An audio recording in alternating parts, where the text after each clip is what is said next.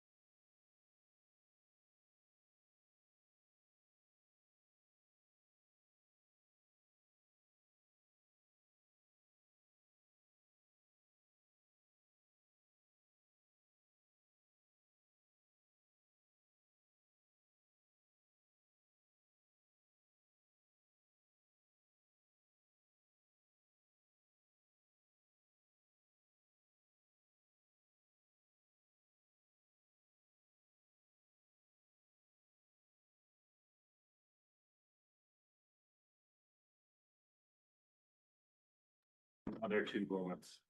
For instance, in tonight's policy monitoring, specifically detail policy 10, there are many bulleted points intended to demonstrate compliance. However, we encourage this board to inquire with other groups to confirm those points in things such as, how are the parents of our special education students feeling about their special education? How has staff turnover affected co-teaching and push-in and another model of instruction? And what evidence is there of the uses and effectiveness of EduClimber and other noted tools? Is it enough to report a list of activities, or should there be different pieces of information from different stakeholder groups that build an accurate picture of what's happening on the ground in South Burlington? As we've mentioned, we believe that the board has the ability to do this under policy governance as it currently stands and is enabled to do so. So we encourage the board to use these abilities to meet not just with us, but with all other stakeholder groups that they can to continue to verify the information they're getting. Our folks came out tonight to support us and to support the district. And I look forward to teaching all the students in the morning. So we're going to stay for the rest of the public comment. And we really do respect the work that you're doing and the diligence with which you're doing it. Thank you.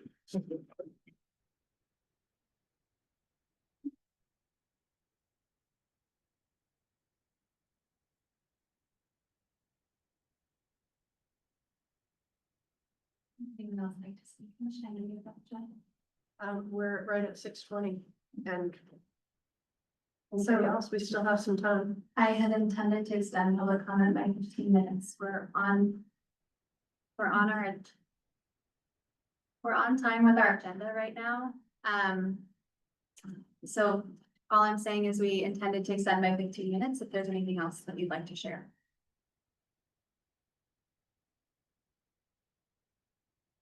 Are there any other members of the community who would like to make a comment? I see one raised hand online. I'm curious if that raised hand is for the meat issue. But if we could unmute Cranston.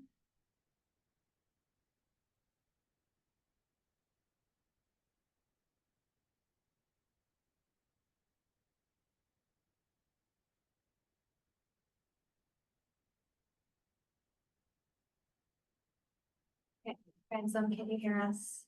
But unmuted you because you have your hand raised during public comment.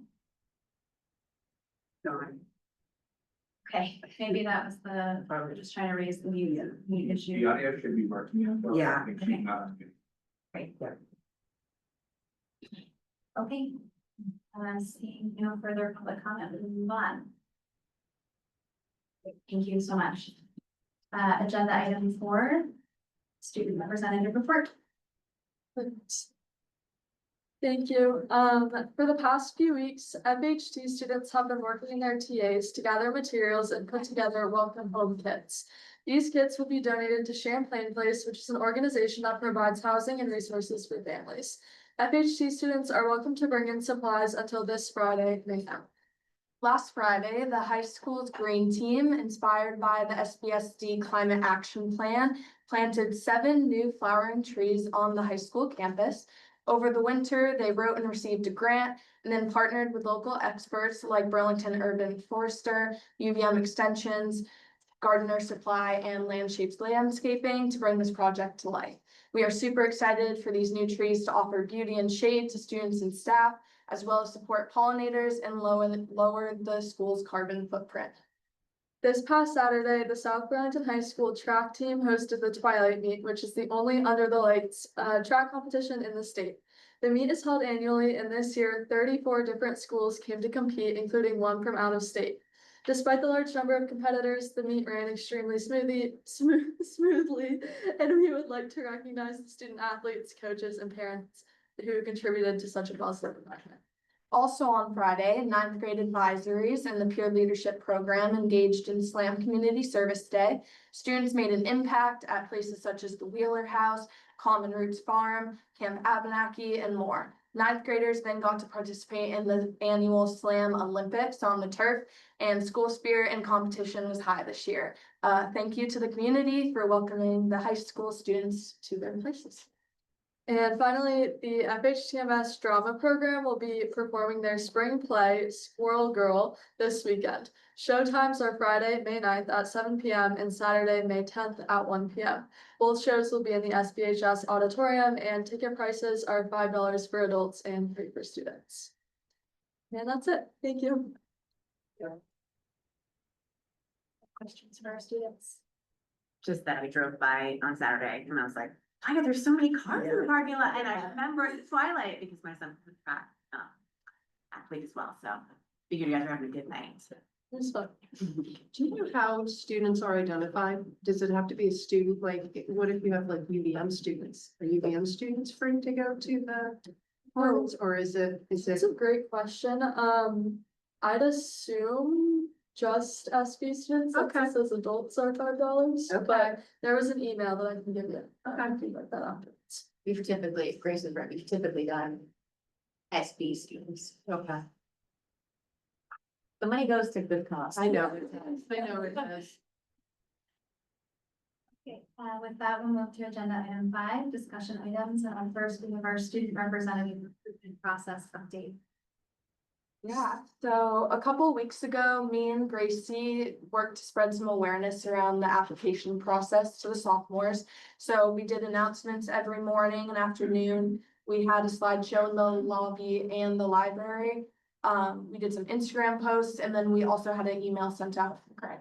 And then additionally, this year, we went into every sophomore English class and talked a little bit about the role and what the application entailed. And because of that, we got a bunch of applications and we were really able to interact face to face with students and answer their questions, which was really great. Yeah, so because of this outreach, we got 10 applications this year, which might be a new record, we believe. So we're super excited about the engagement we got and the steps going forward. Is that 4 more since just the other day? Yeah. Wow. And then our next steps, next week we have a meeting set with Emily and Jennifer, and we're going to be workshopping interview questions and going over applications, and then we will have the whole interview process. Thank you. I think that is a record. You sure it's a number? Maybe 8. Number 10. Did you tell them it was about Emily's cookies? Did they? Probably. All right. But all, Yes, thank you. great, thank you. We will move to Safe Routes to School update. And I'd love to welcome Kate Bailey, community member, former school board member, and super active task force member. To the share. Thanks. And Susan Grasso from Local Motion should be joining us remotely. I don't know if you can see. She's joined us. Awesome. And Jerry here. Could we Our form task on to force panelists, member. please? Sorry, what was the name? Susan Grasso, local motion.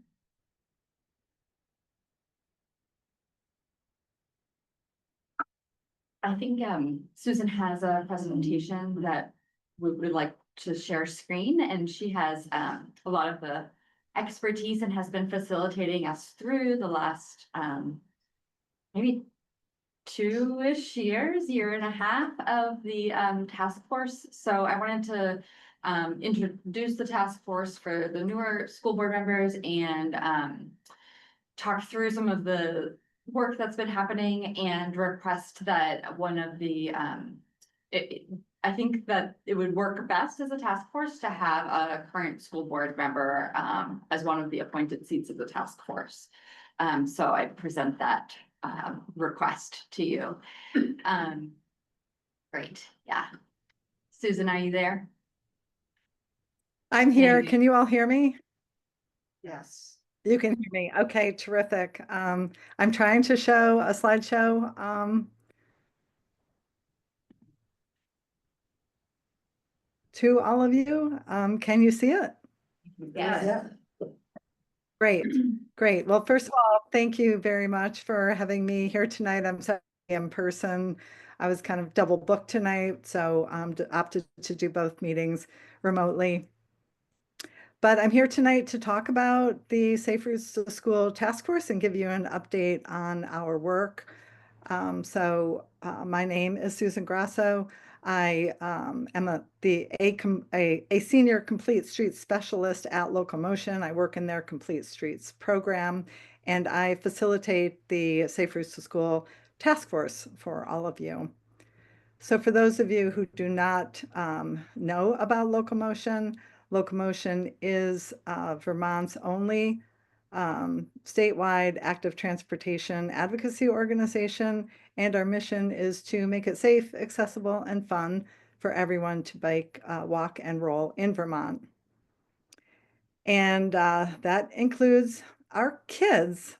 So we play an important role in Safe Routes to School programming in the state. And we do that because we deeply believe in it for a lot of reasons. Some of those I've shown here. Encouraging kids to walk and bike to school in the morning obviously is a really healthy habit. Also helps kids learn about how to do that safely in their communities. It builds independence and self-confidence in kids, also helps them to create mental maps of their neighborhoods. You might be surprised at how difficult it is for kids who spend most of their time being shuttled around in cars to get to different places in their community, how difficult it is for them to really understand how their neighborhoods and communities are spatially mapped out. Also helps to build like a deep attachment to the places that they live in and the people who live there. There's growing evidence that there are learning benefits that accrue when kids have a chance to be active in the morning before school. And then a really nice thing is that it can really help reduce the transportation burden that many families feel trying to get their kids to different places. So for all of these reasons, it's something that we really try to support in the state. And the graphic on the right illustrates a trend that we've been seeing over the last several decades, that fewer kids are walking and biking to school. This graphic is the story of a family, 4 generations of a family who in this case, we're living in Great Britain. So this is a region in which this family lived for generations. And it just illustrates how the area in which kids were allowed to roam has really declined over several generations. So at the lower end of this graphic, this great-grandfather in this family, George, at the age of 8 in 1919, was allowed to walk 6 miles to go fishing. His son, Jack, aged 8 in 1950, was allowed to walk a mile on his own to the woods. Jack's daughter, Vicky, aged 8 in 1979, was allowed to go to the swimming pool alone about a half a mile away. And Vicky's son, Ed, who was 8 at the time that this article was published in 2007, was only allowed to walk on his own to the end of a street, which was about 300 yards. So I think this kind of pattern is also applicable to many parts of the United States and other places, and it's really something that we're trying to push back on. So I'm excited, really excited about the fact that South Burlington chose to put together this collaboration between the city and the school board to approach this issue of safe routes to school and trying to develop a culture of walking and biking to school. I believe that it's a model for other communities in the state, and I just really appreciate the opportunity to work with all of you on this. City Council appointed 7 positions to the task force. So the positions are in parentheses here on this slide, with the individuals filling those positions shown in green. So we have Andrew Chelnick, who is your City Council representative to the task force, Tom DePietro, who is your DPW director for the city. Ken Berkman represents the Bike and Ped Committee. Kate, you all know Kate. Jean Marie Clark is Director of Facilities in the school district. Matt Dransfield is an environmental science teacher at South Burlington High School. And then we have a rotating school district building administrator. We'll often get a couple of administrators attend our meetings, and we really very much appreciate the time because they are very busy people. So we have been meeting since December of 2023. And we have been charged with 3 tasks. The first task is to develop safe walking and biking routes for each of the 5 schools. The second task is to support the development of safe routes to school, school-based teams to help build that culture. So to plan and execute education and encouragement events for their school communities. And then the third task is to, after getting through task 1 and 2, make a decision about whether or not a continuing collaboration between the school district and the city on this topic is something worth proceeding with. So I'm going to start with some of our work on task 1. I don't want to take up a ton of time, so I'm not going to go into this in a lot of detail, but please feel free to ask questions at the end if you're curious about, have more questions about this work. But we have been involved with working with the city on developing improvements on Dorset Street and in front of the middle and high school. So last summer, you probably all know there was a school zone that was established there. We worked with a consultant to make recommendations for pedestrian safety improvements that will take place this summer when the street is repaved in front of the school. So looking forward to some improvements there. We're also working with Jean Marie on the upcoming repaving project of the main parking lot at the middle and high school. So here we're looking for opportunities to improve the kind of traffic flow and at the same time look for opportunities to make walking and biking more attractive and more appealing to more students. So we've got some interesting ideas there, and I know she is working to develop to set up a meeting with the principals at the schools to review some of those ideas.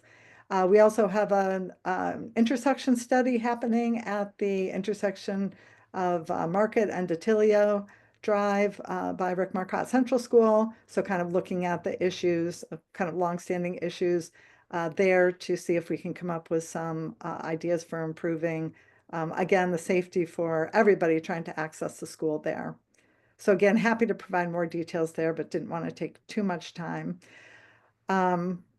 Last fall, you may be aware that the task force led a demonstration project to test a neighborhood to school route that went from the intersection of Williston Road and Elson Parkway, weaving through low-stress neighborhood streets to the back of Tuttle Middle School.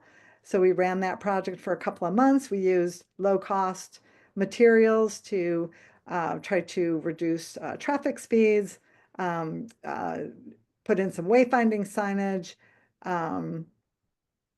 Here are some images from that demonstration.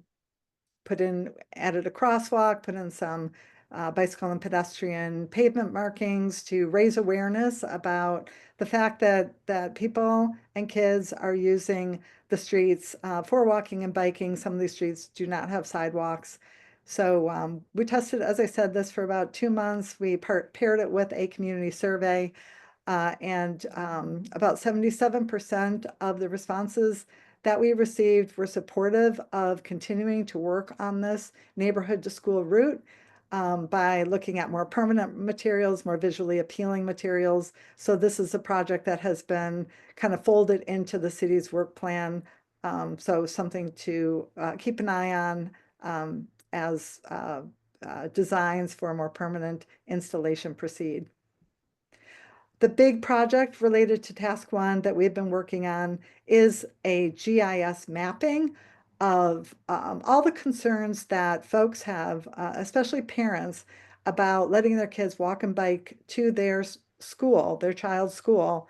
We focus on a 1-mile radius, and we're trying to understand what are those barriers, what do parents need to see happen that would make them feel comfortable letting their child get to school on their own.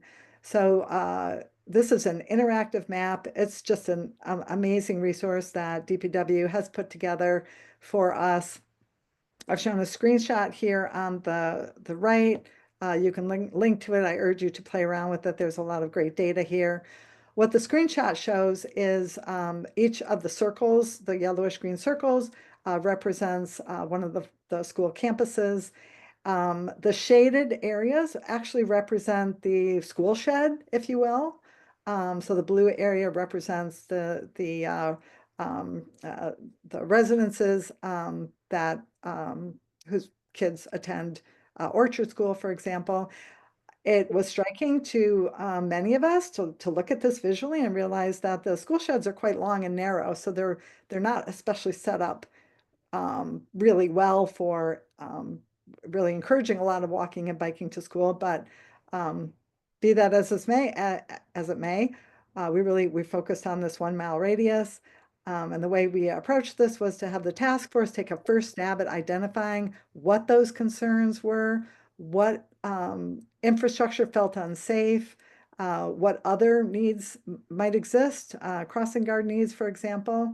And we put that all together. If you click on any of the red diamonds here, you'll see a pop-up that will show what the concern is in that area. And they're all ID'd. And then the next step in this process has been to take this initial mapping, take it to the school communities and hear from them. What are we missing? How, ground truthing the projects and concerns that we identified. So really getting that school community feedback. We completed that process for Chamberlain School last fall. So this slide shows all of the different ways in which we tried to connect with the school community. We also put out a community survey to the Chamberlain families. We received 70 responses, so we got a lot of great information, and all of that resulted in 30 different issues that were identified for Chamberlain School. All of these projects now, as I said, are ID'd. They are on the radar of DPW. And our next step in this whole process will be to figure out how to prioritize these projects and then advocate for funding for these projects. So that will be one of the next steps that the task force will work through. But to have them all documented and mapped is, I think, just a really great step forward. We're currently now this semester, we're working on doing that same kind of outreach at Orchard School and at Rick Marcotte Central School. So we've got surveys that are open for those communities right now. And then in the fall, we'll wrap up by focusing on the middle school and high school. And we will hopefully then have a really complete set of at least what the needs are. And then shifting to task 2, which is more that culture building piece. I mentioned that our goal was to develop these school-based safe routes to school teams. We're finding that to be a little bit of a challenge, just given how busy the schools are already. So we're kind of, and schools are doing things. For example, Chamberlain had a walk, bike, and roll to school day today. Rick Marcotte Central School is having one on May 21st.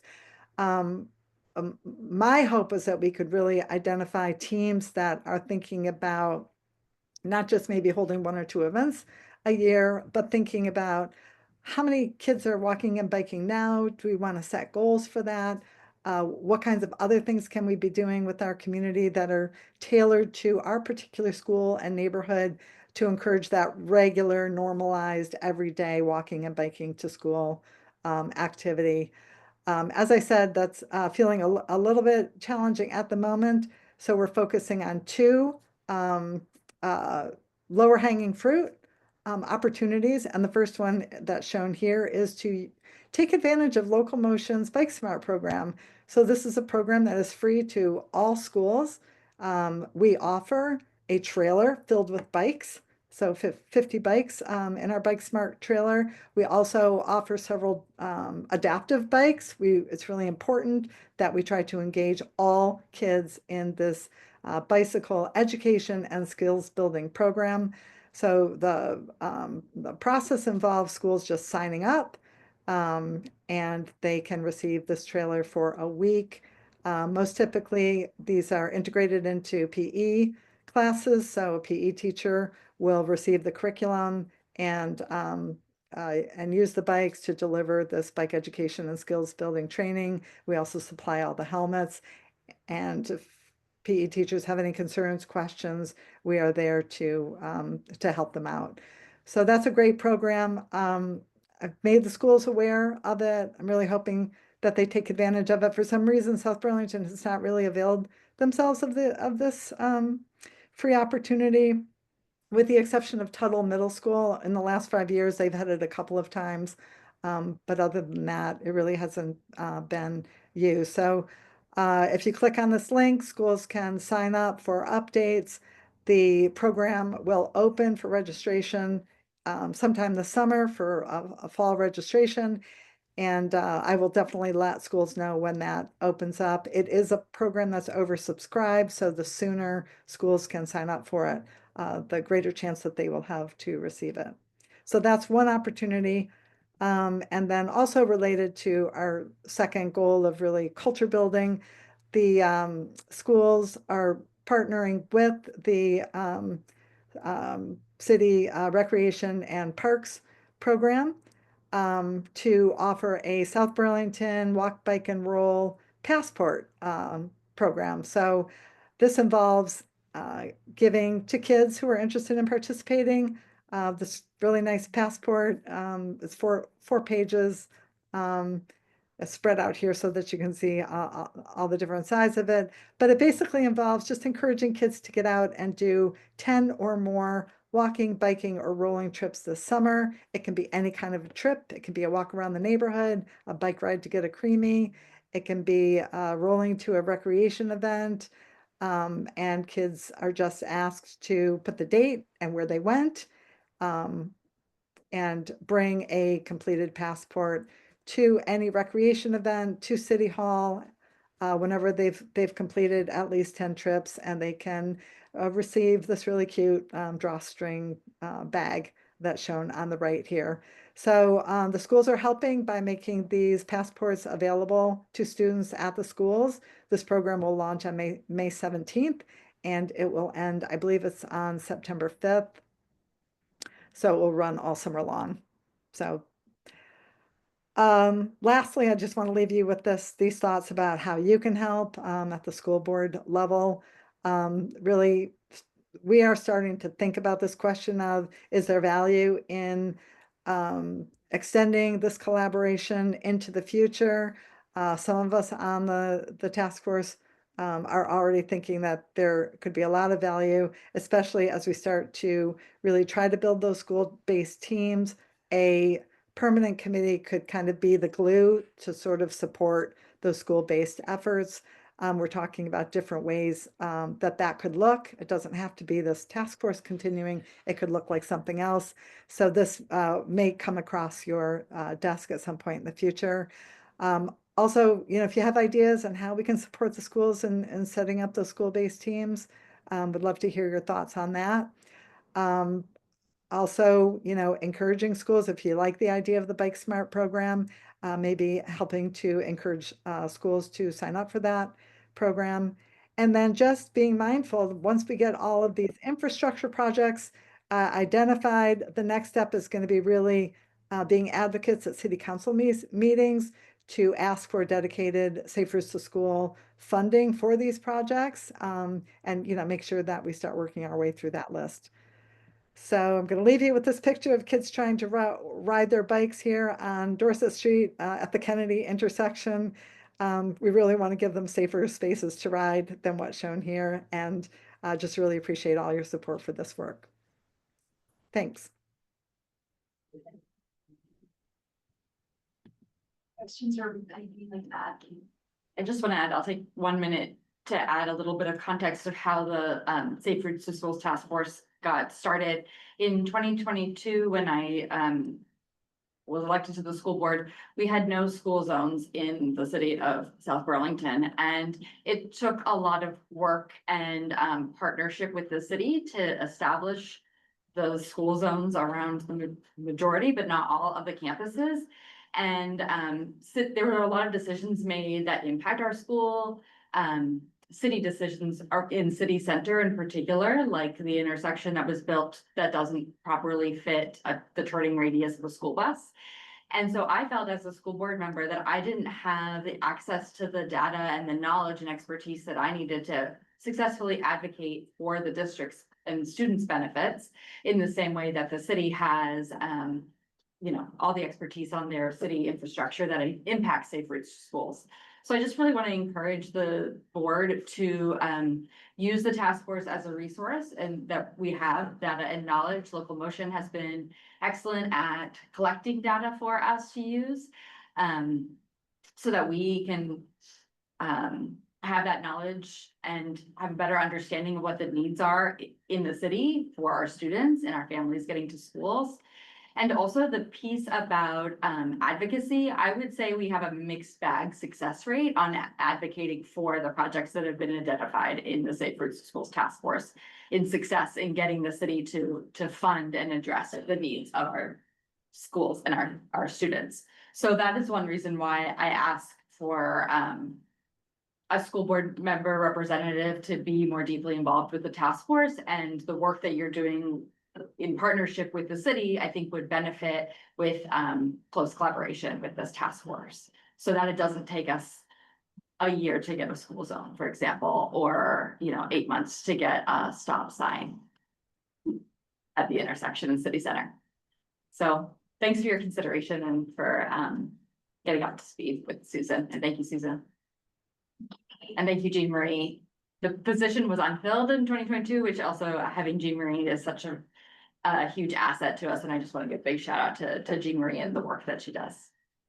Thanks, Jean Marie. I'll pass along, Susan, thank you so much, and Kate, thank you so much. I will ping the admin team, the principals, with a reminder about Bike Smart and pass that info along. So if there's anything in particular that you want me to share with them, feel free to shoot me a link or info.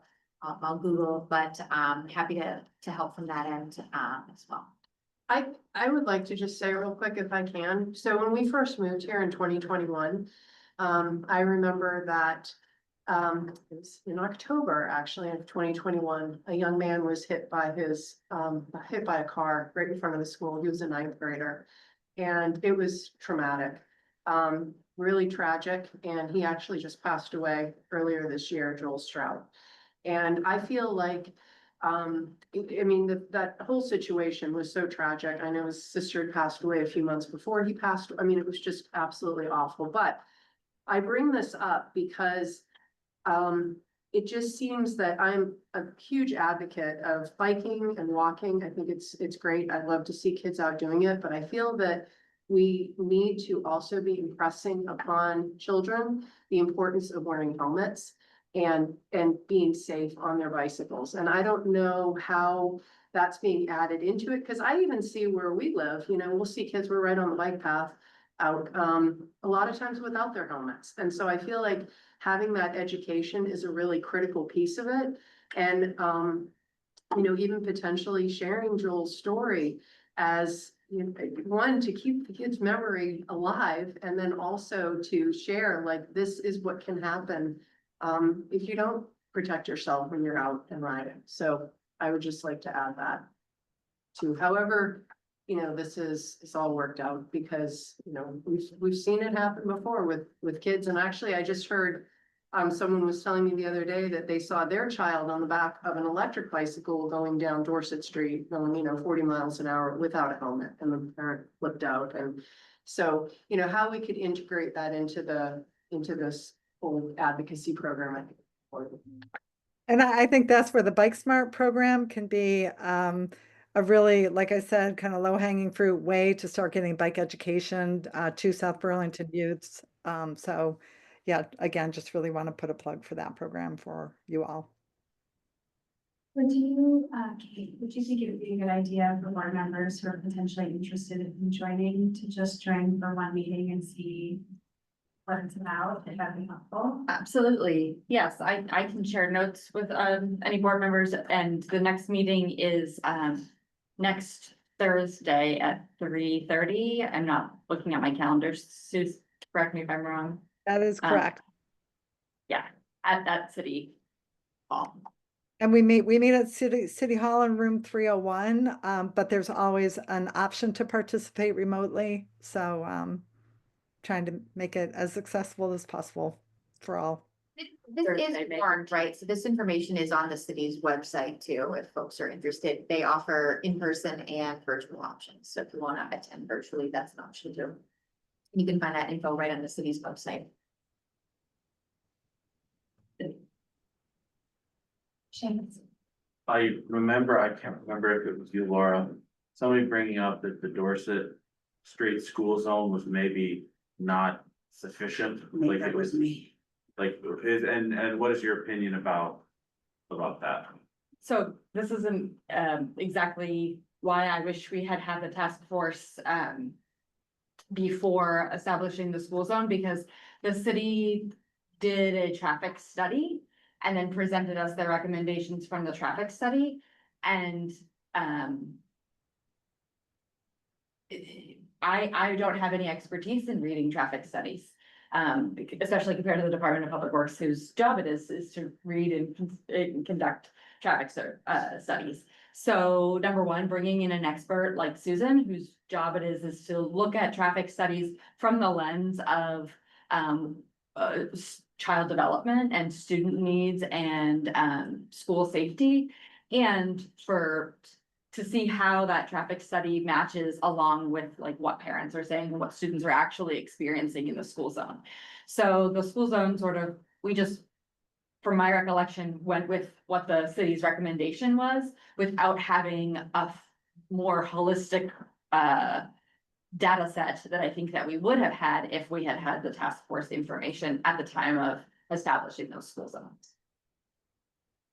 And is there a concrete example of, what might be missing from what was done on Dorset Street?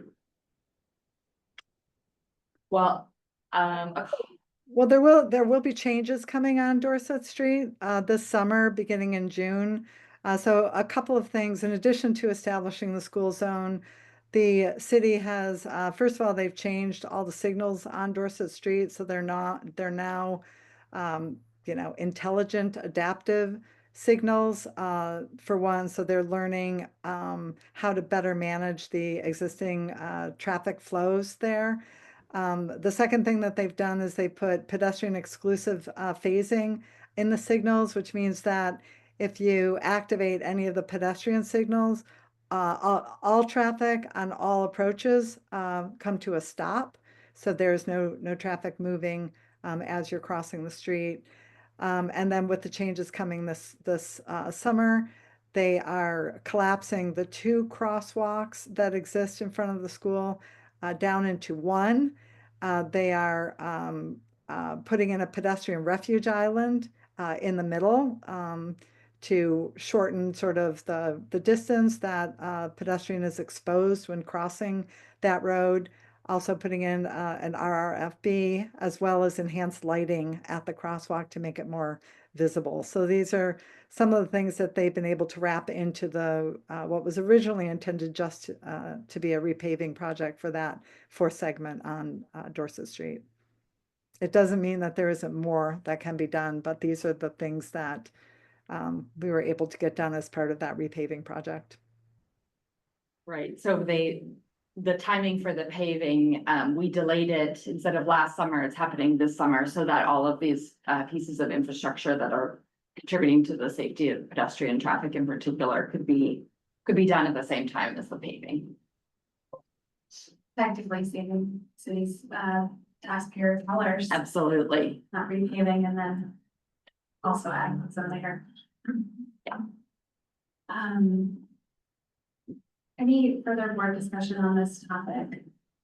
I just want to say, 2 years ago when we were talking about school zones and really, advocating for the implementation of school zones, being that we're such a, an urban area, and there's busy streets such as Dorset, for instance, I think it's a pretty big accomplishment that we sit here today with school zones. So I want to thank Kate and Susan and folks at the city and all those board members at the time, Laura, Jim, Chelsea, for making that happen. It was a team effort that benefits our whole city. So pretty great to be here, and voila. I just want to emphasize the point, though, that Kate was making. you know, it's great that we're identifying all of these projects and we've got them documented and they're in the system. But, you know, as with anything, the real need is showing up at city council meetings and being there to ask for these things to be funded. They have a really tough job trying to, as you all do, trying to balance a lot of things and with limited resources. And so to have you all there expressing the importance of these things is really important. And that's something that I hope, you know, we can continue to work together on as this work moves forward. So. Can I ask one last question? I'm just looking, I'm on the website, looking at this, and Susan, I just sent you an email to be added to the distribution list. But it says task 1, develop safe walking and biking routes to each of the 5 school campuses, and I just recently learned about South Point. So where is that? And is there a safe route for South Point as well? I think that's great. So South Point is at 1025 Airport Drive, which is very close to the airport. I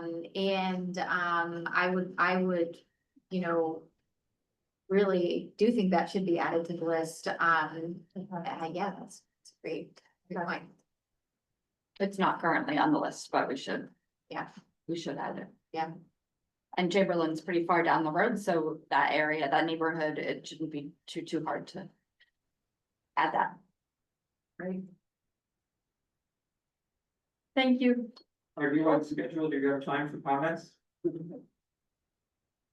Yeah. Could you come up and state your name, please?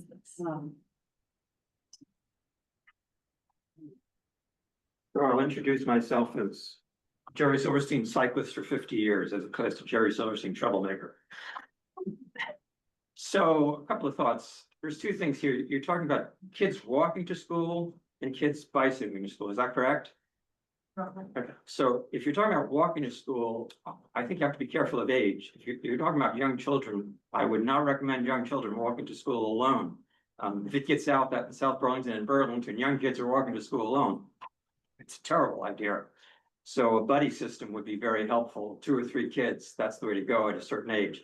As far as cycling, I've been cycling in this area for 50 years, not in this area, but for a total of 50 years.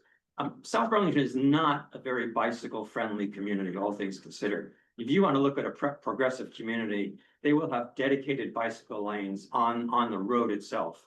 If you push bicyclists onto a multi-user path, you're asking for trouble. You have dogs, you have baby carriages, you have people who walk slowly. You don't want cyclists on that road. It's dangerous for the cyclists and it's sure as hell dangerous for the people on it.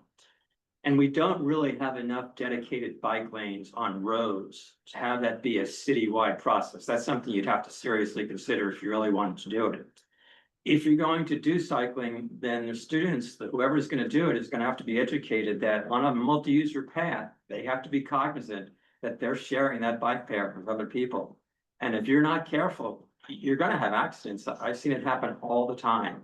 So I would really encourage you to move carefully on this and make sure if you implement something like that, you take into account the worst case scenario, because in this situation with a multi-user pass, the worst situation is going to happen at some point unless you really work hard to prevent it. That's all I'm saying. Any further discussion on this topic? Thank you so much, Susan. Thanks, Kate. Thank you. Right, that brings us to school board retreat update. So the school board did meet last Friday. We had our retreat with some team building games that were very eye-opening. And we spent the bulk of our discussion time reviewing our policies and having discussion about them. Board members like to share anything with the community about our retreat. This would also be an excellent time for you to tell me any action steps or next steps that you want on the list as a result of that. I would say if we could finalize, get out the RACI that we were working on. I think that's one of the items that we need to progress. Where that stands. I'm on the hook for that, so What was that? I'm on the hook for that. Okay. Yes. Any updates you want to share? Thanks. I think the retreat represented an effort by this board to learn how to work together. I think we represent a pretty wide spectrum of opinions, political backgrounds. And it's, it's easy for kids to learn how to work together when they go to school, but when a bunch of adults get together, it can be harder to hear each other. And so this board is working on being an effective body. I have a housekeeping update if there's no further comment. I did, so one of the action items was to schedule another retreat. Dates were sent out and based on the folks who provided feedback so far, none of those dates work. I will work to get a doodle pool out with additional dates. I think what we're ultimately gonna run into is that pretty much any given week in the summer, somebody's gonna be gone for a week chunk at a time, so I'll try to send a broad variety of dates in different weeks. Okay, anything else on this topic? Right, so moving on to policy D9, electronic communications between employees and students. This will be our first reading.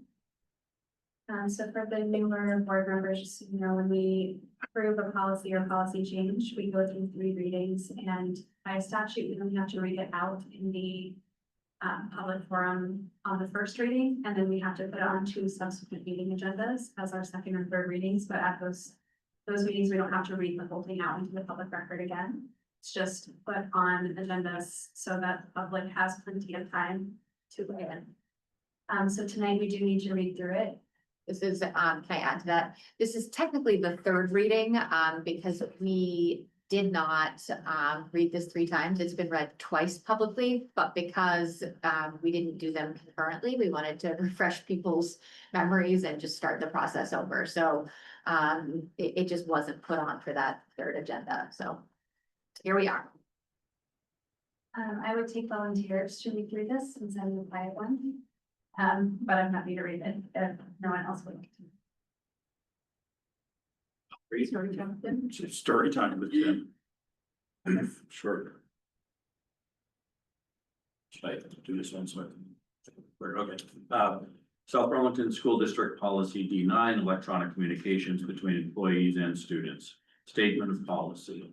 South Burlington School District recognizes electronic communications and the use of social media outlets create new options for extending and enhancing the educational program of the school district.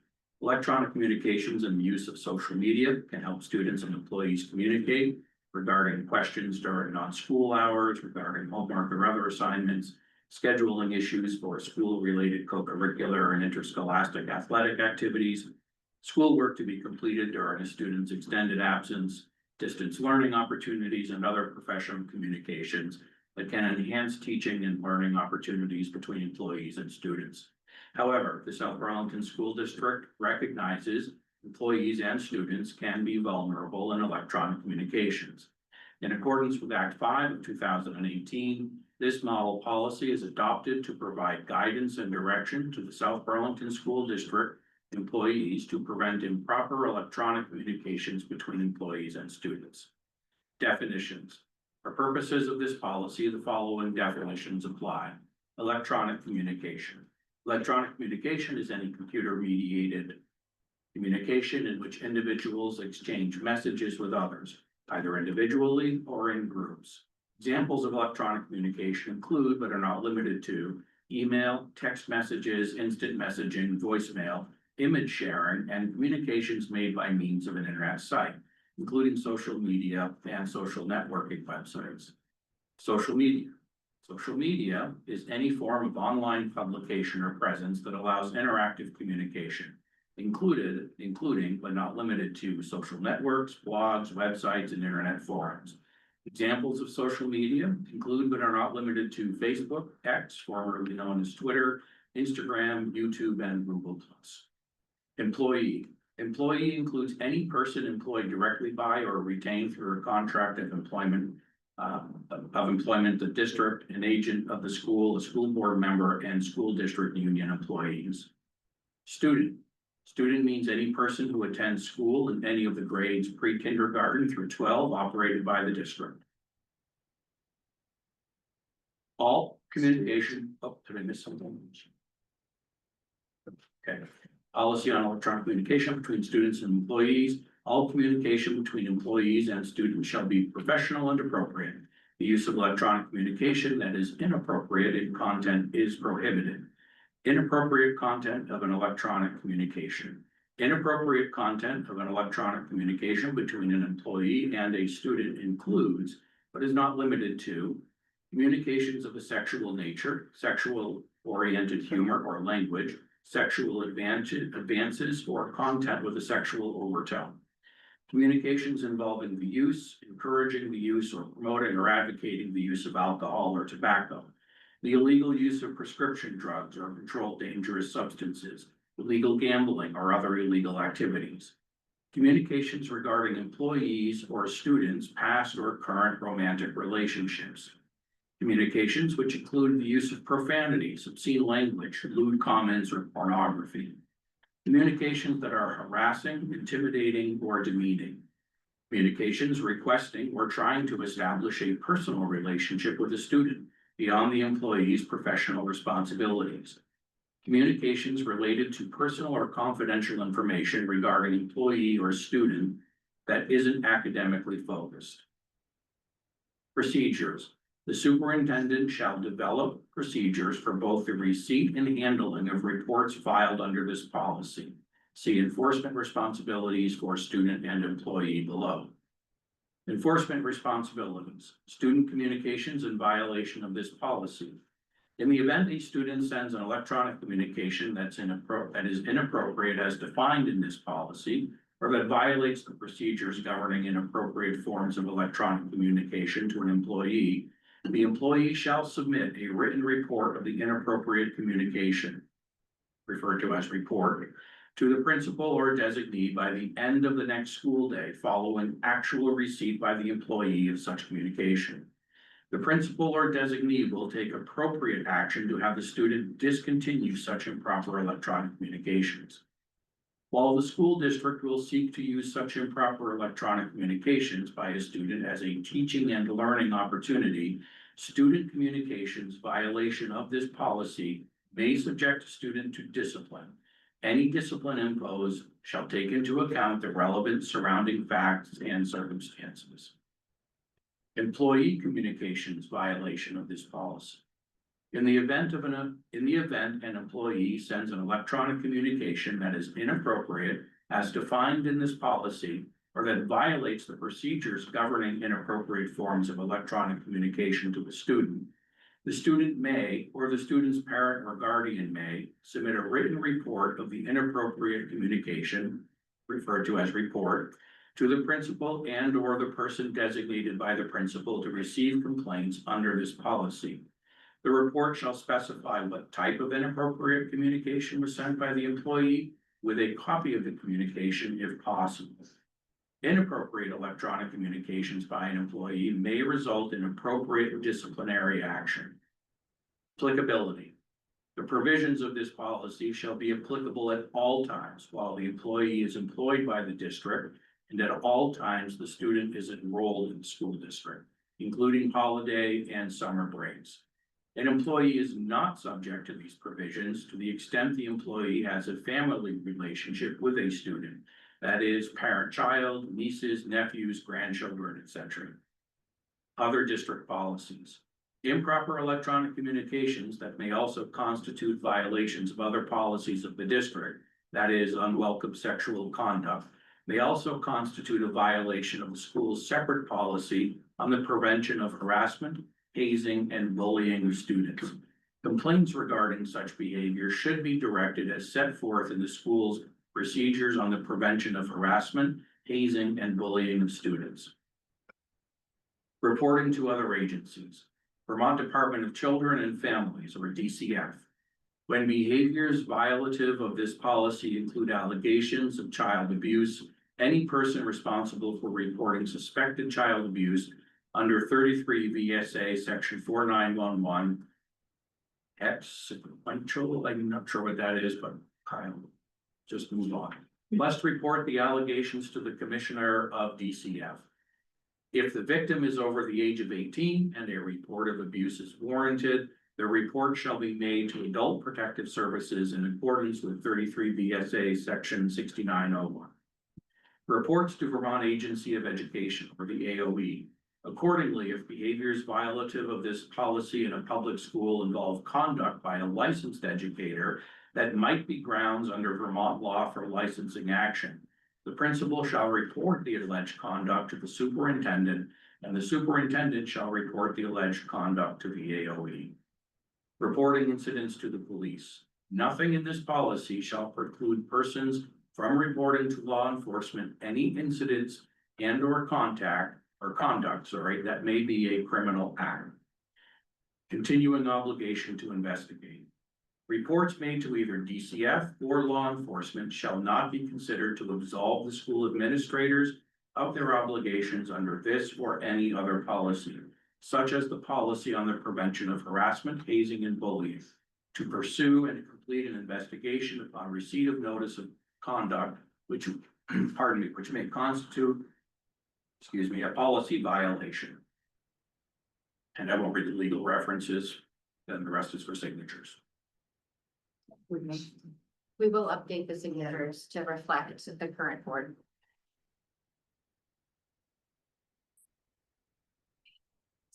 So any questions about the policy? I have a question. So I understand that there's policies and we have the procedures, and I'm just going back and looking at our, like executive limitations. Does this in some way, I understand that maybe it's an entirely separate, but I would think that there would be some way that you would map all of these back to policy governance, I would imagine. Yeah. And I'm wondering, like, would this fit in with under 2.1 treatment of students and parents? I don't know where that would fit. Yeah, so all policies can be linked back to the ends. This came about, this was a policy that CVSD had as a model policy. And I believe a board member at the time had brought this up. It was a suggestion from a constituent of some kind. I mean, you could connect this to any number of the ends. It's certainly meant to ensure that appropriate communication is occurring. So yes, you could connect it to treatment of students, for instance. Great question.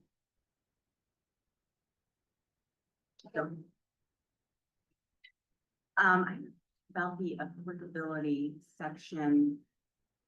Where it states an employee is not subject to these provisions to the extent that the employee has a family relationship with a student.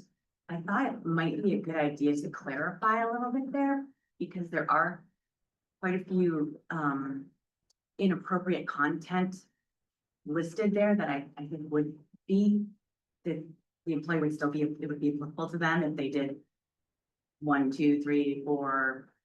Separate those out. I believe if a niece were to tell us that their uncle was doing, anything beyond the, anything personal related to confidential information, that one might be okay, but I feel like should probably put something in with that. So legally speaking, my understanding is that if that conduct was going on, it would be inappropriate and other IHHB, hazing, harassment, and things. But this provision was added basically to protect family relationships. So it's not necessarily to protect inappropriate conduct. Correct me if your interpretation or understanding is different.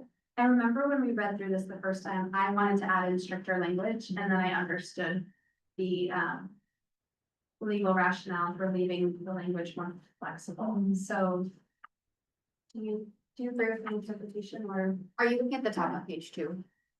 Yeah, on top, yeah. Three. Three. The, okay. So this was based on a policy that had been vetted by council at CVSD. all, federal laws such as Title IX are still, the district is still bound to uphold. I'm just gonna read this quickly.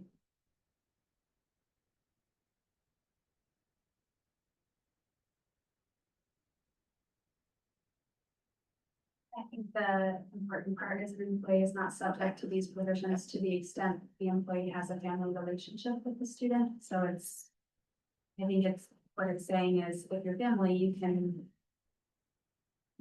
Communicate with the student differently than, and with your non-familial citizens. Yeah, so if it's a summer break, a parent who happens to be an employee of a child who attends the district, of which we have many, they could still email their child. Yeah, I definitely understand what you're saying. I guess, my read through just, it made me feel a little bit. I thought back to that list that you read and I was like, Yep. oh, I don't know. Yeah, great question. So the district employees are all mandated reporters. And we are still bound by all federal and state requirements regarding, expectations of behavior and reporting. My understanding is that this piece refers specifically to like, student enrolled in the district, including holidays and summer breaks, right? So, there's nothing in here that, conflicts with the district's requirement to ensure student safety. Right, yeah, so if that were to, if, for example, a niece were to come to someone and say, my uncle was doing this, obviously it would be like, well, he's your uncle, so. If they would not, that conduct would not be protected by this provision. Okay, thank you. The one thing that I would think is, I like it. I mean, I think it's great that you have that. I would like to see it linked back, like we could tie it to our policy government specifically, that it would be called out, that this would be a policy within that. But I also think there's an opportunity to expand it perhaps, in looking at just overall, this seems like it's between the students and the staff. And the one question that I would have is, do we have any kind of policy regarding how we are emphasizing keeping youth members safe from harm, including online, potential online abuse, whether it's from staff or from others? So I'm wondering, if there's a way to encompass that. And I would imagine it could potentially fit in here, like it could be a segment, because it goes beyond just this seems more of like, hey, we're keeping the kids safe, but it's also we're protecting the teachers. But I'm thinking more like, how are we keeping kids safe? Because I think this is a legitimate issue, right? This policy is specific between employees and students. Right, I know. Yeah, so what I'm saying is, I guess I'm just thinking, I think the question is Superintendent Nichols, what other policies are in place and what other procedures are in place and what other protections are in place to keep students safe? right. Yep, so right, Yeah. so the district has policies that are typically aligned with VSBA model policies, right? And we have lots of procedures and frameworks and practices that aren't actually made into policies. And I think from, what you're describing is, the board can't have a policy for everything, right? I Right, mean, we right. literally wouldn't be able to keep up with the monitoring schedule, and what we have in place are practices that support students. So, and to your point on, mapping back to the ends, I think, depending on who is sitting in the chair that I happen to sit in now, you're gonna see a broad variety of interpretations. And it also depends on the people sitting in these chairs. If you look at some of the monitoring reports that I've submitted, I have far more robust data at the request of this current board than those reports years back, right? So the monitoring states superintendent interpretation reasonability. So, Jen, your ideas of what could be mapped back to meeting the ends are probably likely very different. We all have different views on what that could be. And the evidence could be, endlessly, we could tie things to monitoring, and I think it's just, what's a reasonable interpretation of that? Because otherwise, I guess the follow-up question to that would be, at what frequency, as I'm looking through like all the procedures, at what frequency do you otherwise go through and look and evaluate these procedures if they're not tied to the ends? Do you see what I mean? Yeah, we have countless procedures and processes that are followed every day in our schools by educators, by administrators, by operations staff, and a lot of those are governed by other bodies, like OSHA, for instance, comes to mind. So we have, and like you see those brought up in some of the monitoring reports where we talk about those pieces. So when something is articulated in OSHA, we wouldn't necessarily then also develop an internal board policy on that, for example. It's getting at the root of your question there. Yeah, no, it does. I mean, again, I just think because there are so many procedures, it does go back to what is the frequency like, why did we review this one, I guess? Why was this one reviewed? It's a board approved policy, but it's not a policy under governance. It's a policy that is operationalized by the superintendent and approved by the board. But it's not a policy the board will monitor, and it's also in place so that when potentially inappropriate conduct happens, there is a policy by which our superintendent will execute violations, like, or execute. There will be a policy by which you can say this conduct is inappropriate because I have this policy to say plus. Is that a good way to explain it? Yeah, it is. But I guess I would just go back to then, if it was a policy for the board, then I would think it would be helpful to have that one. I understand there's exorbitant number of policies that are out there. Maybe all of them aren't going to be captured, but I would think that perhaps this one would be. This is not a policy for the board because the board is not tasked with enforcing this policy. Does that make sense? Like, we will not be going around, we can directly inspect by asking our superintendent, have you had any violations of this policy? But you do monitor it via the policies that you do monitor of executive limitations. So, for instance, if we're finding that there are loads of violations of D9, you can connect that back to treatment of students, right? Or treatment of staff. Does that connection make sense of? Yeah, it does. But I guess, again, it's have there been any violations of D9? So, it's not so there's no mechanism for monitoring this right now because it's not. We're going through the approval process right now. So we don't know what this is going to look like.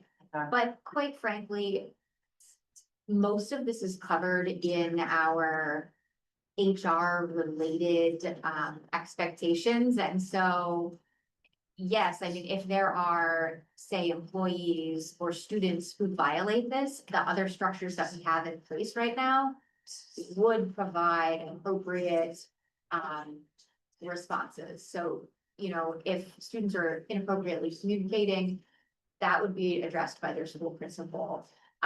If staff is communicating inappropriately, it would either be addressed by, it would be addressed by their direct supervisor, whoever that is.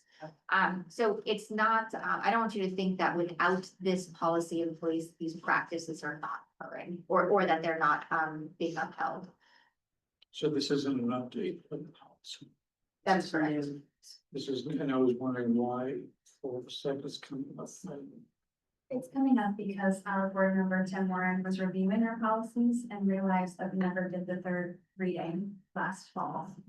And so we never implemented this by finishing the process. No, I mean, I guess, just what I'm reading here is, you know, according to Act 5 of 2018, this model policy was adopted.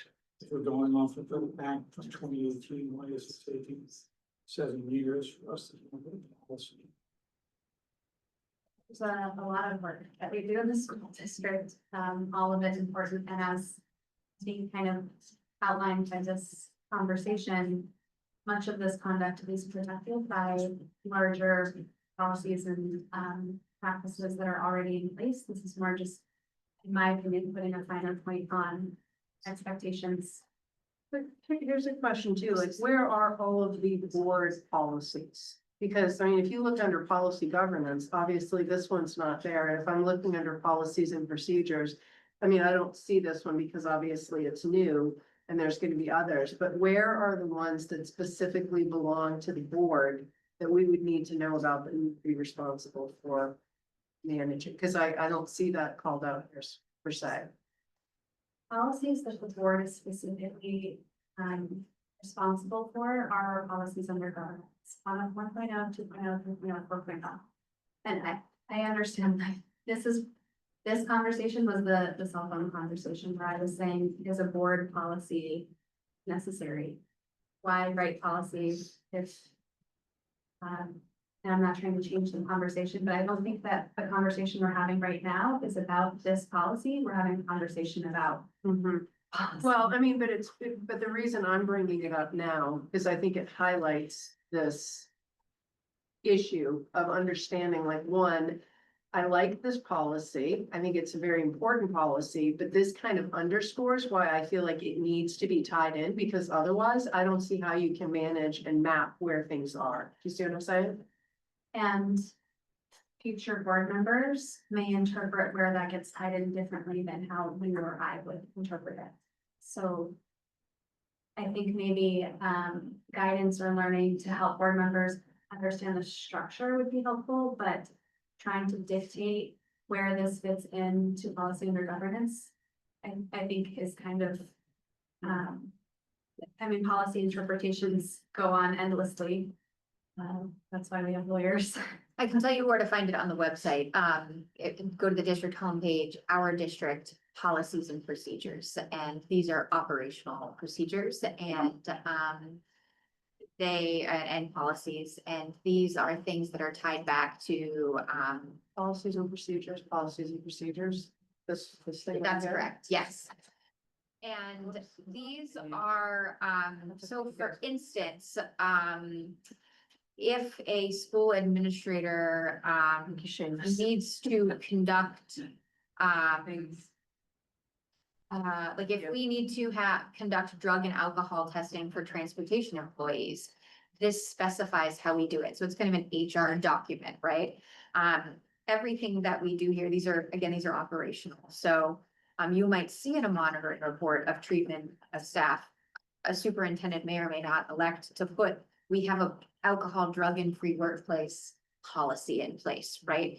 So many of these are,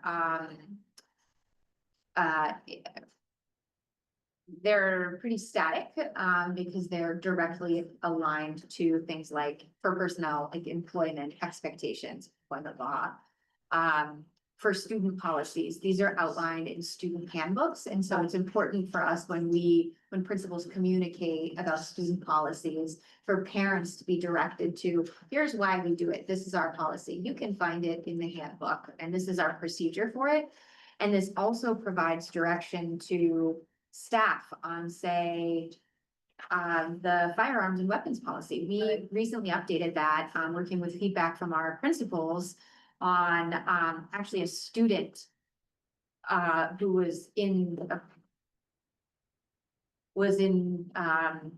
there was questions about whether the student was in violation. The student had read the policy and it was out of date, and it didn't cover sufficiently the item in question.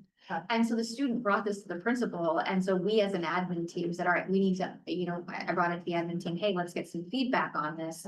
And we updated that. So now when a principal has a potential weapons violation, the principal can look directly at this policy here and understand with clarity what the expectations are. The same goes for the students. They can have clarity, and parents or guardians can also read that and have clarity.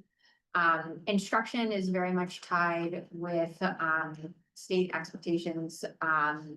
You'll see these are broken up into categories. So like additional district procedures, these are sort of just Yeah, so no, this is all good. I mean, I know we need to move on, so I would just suggest, I don't know if it's moving a motion, I'm going over here looking at my notes here. But just the idea of, I think there's an opportunity for us to do some better mapping with the procedures, like what are the things that the board is specifically responsible for? Because what I'm seeing on that page right there, I just don't see it. And we can just move past this, because I know we gotta keep going, but I would just like to add that. James. So website page, policies and procedures, policy maintenance, board membership, board procedures, personnel, business and non-instructional students, instruction, school community relations. Have each of those been, warned 3 times and voted on? Okay, and when you were just bringing. Yes, and when you click them, you can see the date that that happened and which board members approved it. Okay, and then in the example you just gave, superintendent, where you said, in response to this situation, you went to the admin team, you changed a policy or a procedure. That's not one of the things on here. She didn't change it. She suggested a change to the board and the board changed it. Got it. And we read it 3 times, community feedback was elicited. And there was, so it went through the process that you're watching unfold with D9. Right. And is there a separate set of policies and procedures that is purely operational? Like that is like your set that you get to change as much as you want? So the only policies that I have put into place or changed would be things like relating to like Act 29 safety required a number of policies that you see here. So I am queued to introduce or modify policy based on legislative updates in the law. So you see me attending to, when I talk about engagement with the legislature and tracking policy or law, it's because I update these based on that. So And then I'm just trying to clarify for myself, there's the policies under governance, there's the policies and procedures. Both of those sets of documents, you suggest changes to them, but we are the ones who warrant an improvement. I have not suggested, I've only suggested changes to policies and procedures, Okay, which and are is there- operational. Is there a third set of documents that the public can see that are your internal procedures? Or is this basically it? Yes, all the procedures and guidelines are here.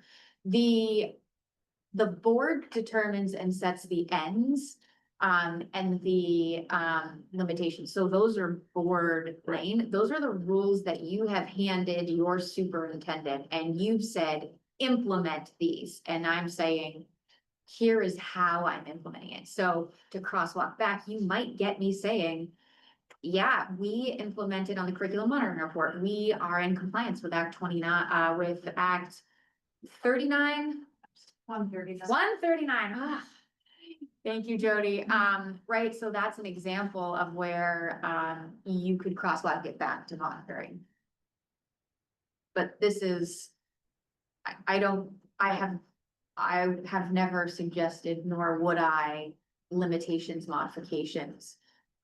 You know, those are the list of rules and the framework that the board has given me to say, governed by any means necessarily within these parameters. I'm sorry to belabor the point. So, and I'm not trying to catch you out on something or anything, like an HR procedure, presumably that is not subject to board warning and review and all that stuff, right? And are there any of those, presumably have internal HR procedures, right? Are any of those internal things that are not subject to board review, are they public? Like- Yeah, so in our, we just did a monitoring report that It would was. be through a monitoring report. is the Yeah, answer. Okay, yeah, that's fine. so- There's no third district website. There's a whole separate list of things that are Oh. like under your control. Okay. No, it's the ends, and then, you know. These are all public too, the policies and procedures are open to anybody to view. Thank you. Any further discussion or questions? I don't wanna extend this either, but I will say a lot of these are based on VSBA model policies. So that brings with us, I don't want to implement things left and right to have red tape. I want to ensure that we have the necessary and appropriate policies and procedures in place to support students and staff, period.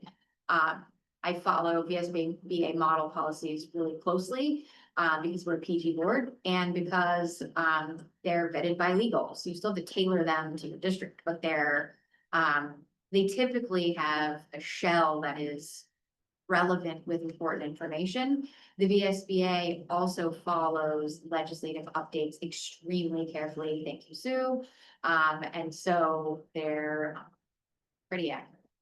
How do we know, like, how frequently those are reviewed? I guess maybe that's one of the questions I'm getting at too. Or should be. Or should be reviewed, like how often are those monitored and stewarded? So when there is a legislative update, that will cue me to change something. Or when, so that's typically when I've introduced updates.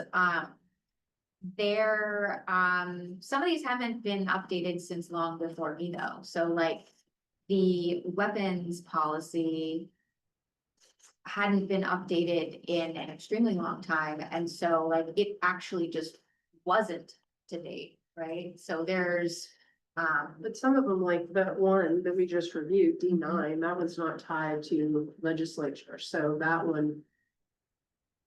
You know, I'm just wondering, like, is there a schedule? Has a schedule ever been created for? Sorry, I know we're. no, I don't know if a Purging schedule here? has ever been created for these. That was, D9 was a school board members initiative. Well, there was an act that referenced. Yeah, I would have to go, I am gonna I'm gonna look to board members who were on the last time we read this. There was some factor that caused us to look into this. I remember reaching out to legal counsel who shared this policy from their time in a different district. And then we looked at multiple districts' versions of this. I can't remember why we did that. I don't remember, and I do remember having lengthy discussion with our student reps at the time.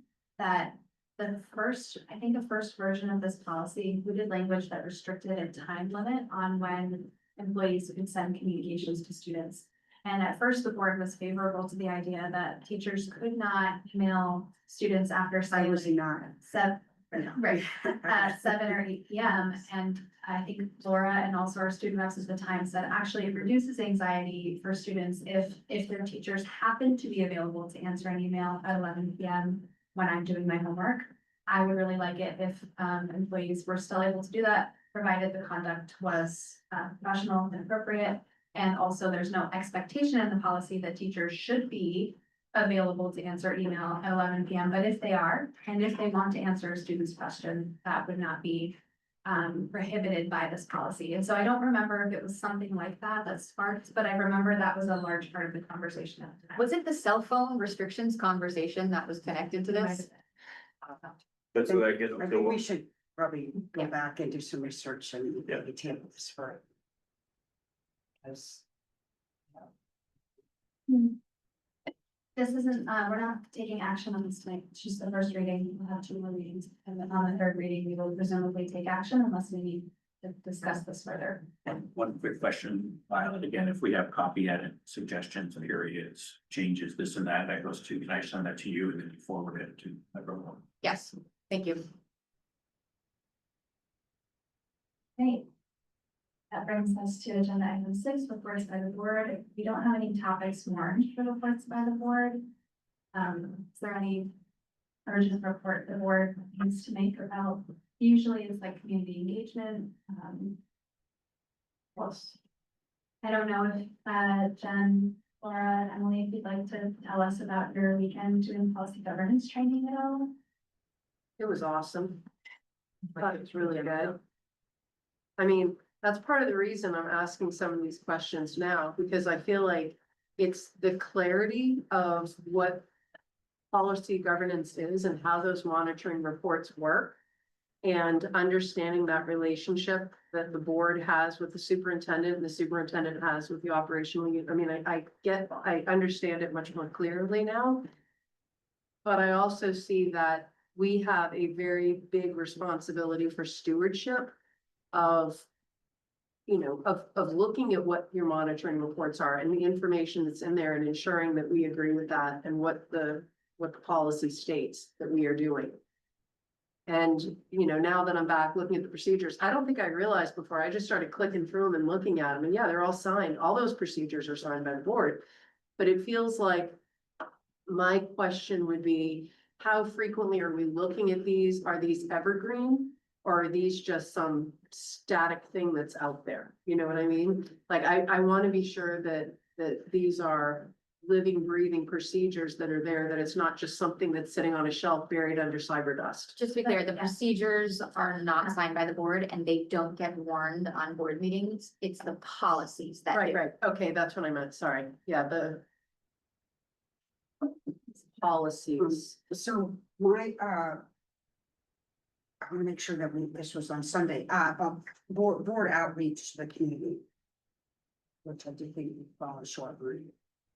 Yes. So I've tried to organize things here, nothing really has worked. So one of the things a lot of people do is they set up at like the transfer station. You know, on a Saturday, just kind of there, because I've tried. Things at the library, I tried things here, nobody wants to really come, but you have to kind of go, which I knew this, but I guess I wasn't putting, but. We have to go to where people are, so. That is, I mean, that's something I would totally get into, so I may, I have to sit down, look at my schedule, but like on a Saturday afternoon for a couple of hours. I can stand there with a sign and people have things to say, that's a waiting in line to get in there. Because I think warning a meeting and having it here is just not, for whatever reason, just doesn't seem to work. Well, their idea was a great one. I shared a note with like, hey, these were some of the things that we had from that experience and what we learned. And one of the ones that I liked was engaging the community to come in and to help, maybe we need to revamp our vision. And how they engage the community is they set up a table and they had a bunch of Post-it notes. And some of the questions were, when my 8th grader walks across the stage, they will be, for graduation, Right. happy. So Essex Westford did this really well about 12 years ago. They came into the school and we all got to participate in creating. So it was a real community effort. So we think we can think about that. They did a really nice job of including us. I felt like what I really picked up from that was that it's our duty, it should be. Yeah, for it's us definitely our duty to to- yes. do as a board. Yeah. So you're talking right now about what you learned about ownership linkage at the policy governance Yes. thing this weekend? Yeah, I mean, that is our responsibility. I would like to see maybe a forum once a month. That would be a third meeting, but where we do, I think, I can't remember where I said this, but the person doing the doing is doing the learning, right? So if people want to understand how this works, they have to actually do it. So we could maybe have committees meet on Wednesdays and we like do our little breakout things and then come back. I think for people who really do want to know, that not only that would be engagement, it's more democracy, which I think we can use more of, and people will start to understand just exactly what's involved. So, I mean, I like it. anyway. I just say, I that's idea. can't recommend enough the dump idea or the transfer station. Yeah. Those are really Yeah. busy places and I hear time and time again when superintendents and I talk about engagement, that they always come up. So I think that's a great idea. That's where everybody goes. It's where people go, you have to be where people are, and I just think that's a great idea. Yeah. And the other thing is, and I also sent this, but I forwarded it to the board tonight, but the idea of a new agenda format, which is also something that came out of the training this weekend, is I think our agenda that we have every week needs some improvement. And how it maps back to policy governance, because I think it's really important that the community understand that linkage better. So I forwarded that to folks, they can look at that. The idea of the public comment sign-in log, I forwarded that also, that there's a template that we can talk about. And I put on there, an opt-in, if people wanted to opt into the website, because I know Violet, we just recently had the communications director add a link in there for that. People could opt in. So if there's a website update, they can get an email. So if people are signing in for public comment, you could opt in. And then also, I love the idea of the meeting evaluation. And that was something that I think Barstow Union School District does, where at the end of every board meeting, they pull up this, it takes like 2 or 3 minutes to go through, like, did we do well? Did we stay in our lane? Did we not stay in our lane? And it helps to strive towards continuous improvement. So then when you kick off your next meeting, you can just quickly pop it up and say, all right, look, these were some of the things where we went out of line before. Maybe these are some things that we can, improve upon this time. I feel like there was one more thing I needed to mention, but those three, I sent examples of all of those to people tonight on board, so you all can take a look at that. Oh, the only other thing, while we're on the topic, is, just the status of the other paper article. My status of the other people article, in relation to your point about communicating better with the community about monitoring. I don't know why it took me 3 years to have this brainwave, but I think after the board monitors any significant reports, and I think you could make the argument that they're all significant. I think some of them have more community just interest, than others. But I think that the board should standardly release a statement to the other paper and on Front Porch Forum that says, hey, we monitored this report. This is what we found last year. This is what we found this year, and this is what we're hoping to see next year. It could be pretty formulaic, but just an opportunity to be keeping the community aware or informed about the work that we're doing. And it's a nice way to help them to help make policy governance clearer on why monitoring reports are important. And it also gives us a standard, like we know what we're talking about in our other paper and Front Porch Forum submissions in May, because we know what policies we're gonna monitor. Right. So that's a recommendation I'd like to make to the board. Like it. Thanks. In regards to the other paper article that specifically that was drafted,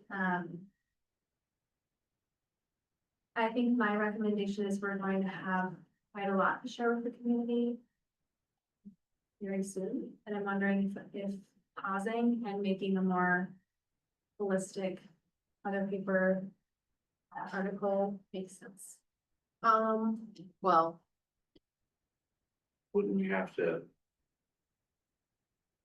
This sort of thing, if it's a discussion of this, I think we can't really, because this is about community engagement. So I don't think we can really talk about this without warning it. Because there's a lot here. Like the why we would, like the frequency of articles, because like people want to see their politicians. That's a discussion item that I don't think we can have in this context, and I think that would influence whether we, like you were saying, wrapped a bunch of things into one article or broke it up into many. So I don't think we can necessarily talk about it right now. I'd love to be wrong, but. Just a point of clarity, we have one other paper submission space per month. And we have 2 postings from Front Porch Forum per month that we can use. Since the board is reorganized, I have not been using Front Porch Forum the same as I was in the previous board, because I don't feel like we've been on the same page about how to use those postings. I guess in reports by the board, you're right, like it's not really warranted for us to discuss an article, so. I was just thinking more for the one that's been out there that we need to kind of button up. And I would say that we need to move on that sooner than later, just to get something out. And if we can do it like, hey, one a month, then let's get it. I don't feel like there's been a letter to the other paper since the one that was published. Actually, I don't even know if that one even went, because I know it's on the website, the letter to the community following the vote. But I feel like we're overdue for getting something out to the community, especially in light of some of the, comments and articles that we've seen. I think it would behoove us to put something out sooner than later. So I would still like to see that happen, if possible. Just for procedural clarity, when the board issues a column or a posting, we direct one or less than a quorum of board members to draft something and submit it to the chair, and then the chair will share it with the full board for feedback. Just to be clear on like how the open meeting law process goes. We cannot have a draft where board members are engaging in discussion about that draft via email, because that would constitute a meeting. So if the board would like to decide to, start an article with a specific topic, it's not warned on the agenda, but I also think the community, we're taught, like, the community doesn't often weigh in on what topics we're gonna put in the other paper, so I think it's more important that we agree and get something going than to wait 2 weeks to say we're gonna talk about what we're gonna put in the. Yes. So maybe in that context, you know, the report to the community, the report of the board here is that the board has put together a draft of a letter to the other paper. And we are still seeking consensus on its text. And, we probably should follow up on that. And I just wanna be clear about the way that we need to be doing that to not violate. And but I think you should take the sense of the room is that maybe we can, that sense of the room, but we should, we're considering, I'd say certain members of the board are considering pushing for that article to be reconsidered and passed back out to the rest of the board for their feedback and so. Yeah, and I just, again, I want to reiterate, I think, in other paper articles, I mean, I was on the board last year, I mean, if we could get anybody to write another paper article, there are a lot of work and such, but again, so when we write from the board's perspective, I struggle sometimes with, you're gonna write an article, I assume the chair has kind of final say in what goes out as our representative to the community, right? So I think anybody can write the article, but ultimately I believe it's the chair who's gonna be the final editor of that purview or of the information.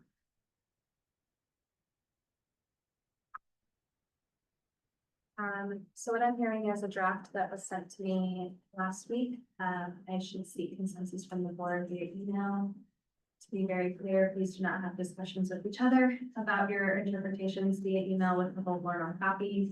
You're more than welcome to talk one-on-one about your opinion. It cannot divulge into a full, literally just two of you discussing and having the whole board watch your discussion is a problem. So, I guess ultimately, like, you have to trust that I'm building consensus as your chair, and if over time you're finding that I'm not building your consensus and your perspective is not being shared, then you have to seek to reorganize for a chair who will put your perspective. So that's, I understand, I think that, the intention to want to share your perspective to me with the full board because you want that accountability, and I do understand, but it starts to send us into an open meeting law violation, and so if you feel like the feedback you're giving me is not being represented, bring it up at a meeting. So can I just ask for how do we move forward now? Does somebody need to send you that article? To send it? Okay, you're also, okay, so you will just respond. Okay, So the action step for board members is send Chelsea privately your feedback, got it. just her. To not avoid, to not violate open meeting law. Any other reference to my board? On that, I did send an email about this because having just gone through the policy governance training. I hope I'm doing this right. This is my first one, my first motion. But it would be to rescind the treatment of community from the April 16th meeting, because I think that we need to take a look at that. I think people have a better understanding now, perhaps, in talking through that and taking a look at that. And so that would be my motion. Did I do that right? Motion to rescind for us to evaluate that. Did I do that right? Jill, I'm glad you're here. I think that, I guess we could rescind, but wouldn't it make more procedural sense to just re-monitor the policy? Excuse me, usually a motion to rescind is to rescind a specific action that was taken at a specific time. And it needs to be identified with clarity so that you, as a board, know and can memorialize what exactly you're voting to rescind. Typically, the way that works in a parliamentary sense is that first there is a motion to reconsider. And the motion to reconsider is discussed and determined.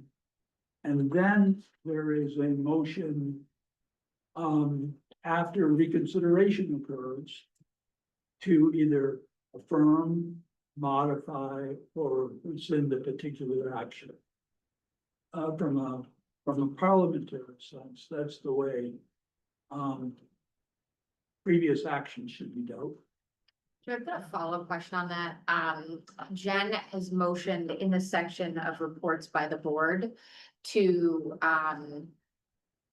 rescind a monitoring report that the board found to be in compliance. I've not seen that situation. Could you, speak to that issue? So, yes, in a parliamentary sense, I haven't read the document, so I can't comment specifically on that, but a motion to reconsider is generally appropriate under Robert's rules, either at the meeting at which it occurs or the next ensuing meeting. That's the standard. And if a board has taken an action and it's timely to reconsider, a motion to reconsider would be in order. The motion has to be made by somebody who voted on the prevailing side with the primary motion. So if you were against it and it passed anyway, you don't have a parliamentary right to move its reconsideration. But if it's a specific report and you want to reevaluate your position on it, then the motion would be first to reconsider that report. So it comes back on the table. Once that motion passed, then then it's up for reconsideration. Nothing has happened to it yet. It's just being reconsidered. And then after that discussion, there could be a subsequent motion to rescind, to modify, or to reaffirm. Should it be within the meeting after the event occurred? It should be. Not the case here either. Right, now, once a motion is properly made to reconsider, the matter could be tabled and discussed at a later date. It's properly before the body.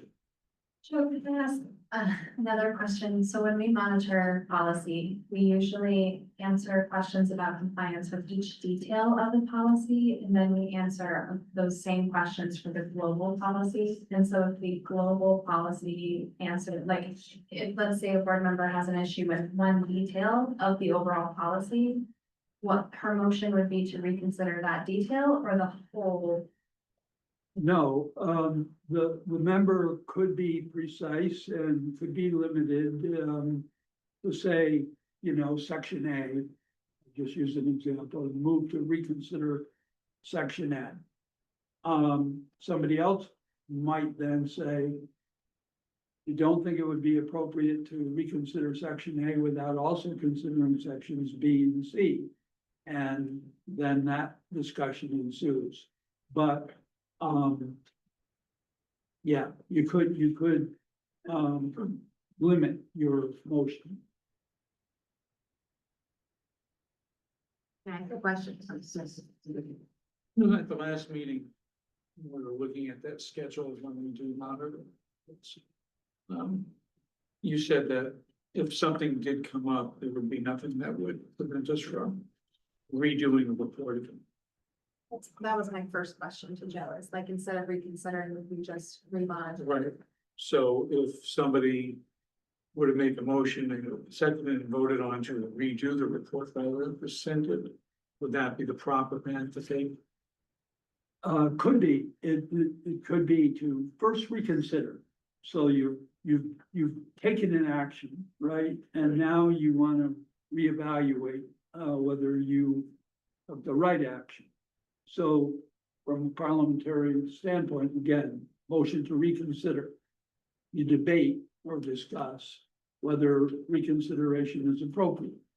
If you determine that it is by a majority, then the measure is back on the table for consideration. And then you could deal with it in any number of ways. You could split it up, you could reaffirm it, you could rescind it in its entirety. It just is the Robert's Rules way of getting something back in front of the body. So if we had a monitoring report that we approved in January, and then in October, we said we want to monitor that again. Is that legit? I mean, I guess I'm going back to Vermont state law is the thing that requires us to use Robert's Rules. Does Robert's Rules say that that is permissible or impermissible? Robert's Rules typically says that once a board has taken an action, and that action has not been rescinded, modified, etc., then something to in effect take a different course of action has to begin again. A motion to reconsider the action previously taken is no longer time. You know, if, for example, there was an emergency and everyone had been previously told to go out that door, now you want them to go out that door, I'm using a bad example. You could say notwithstanding the prior determination, etc. But it would be treated as a new motion. Right, my question was about the timing that I think Violet brought up about, you said it would be the meeting, during the meeting that it was, the action happened and that the meeting for the meeting right after it. That's right, That the would be- next ensuing Okay. motion. We've had I think, I think what Jen and I, and maybe even Laura, we really felt like we learned so much more about how to properly monitor a report. And I think that's where Jen's coming from, is that we don't feel like we did. Didn't do it justice. Didn't do justice, but that was because of our lack of, education. So we've gained in education since then, but I don't know if that whole, makes any bearing on. It doesn't impact Robert's Rules. Robert's Rules have the standard that I articulated. So that, I would say, can unleash the full force of your learning on all of the subsequent monitoring reports. Yes, we'll have one every single time we meet, Yeah. and there is, so you've done 2 so far. And we have one tonight, and we'll have one at every point. And so there will be no shortage of practice in looking at those. I would advise you to look at past monitoring reports to see what has been approved, and you can look at, years back as well. Are those, where are those located? Just separately, thank you, Joe. Those are all with board meeting materials on the board webpage, so you can look back by year. And you can pick any date, and you can look at a PDF of the materials, and you can also watch the recordings as well. Right, yeah, because one recommendation then too is that if we have a schedule, that you have something that it's very clearly visible for the community, that you can look on a website and be able to see, these are all the monitoring reports and they're right there. So you're not having to like dig into, the year, like when was it reviewed? So it's like a table and there were links. So we saw that people were pulling them up and showing us, and it was really kind of handy because you could get into them pretty quickly. So opportunities abound. Anything else? Stopping.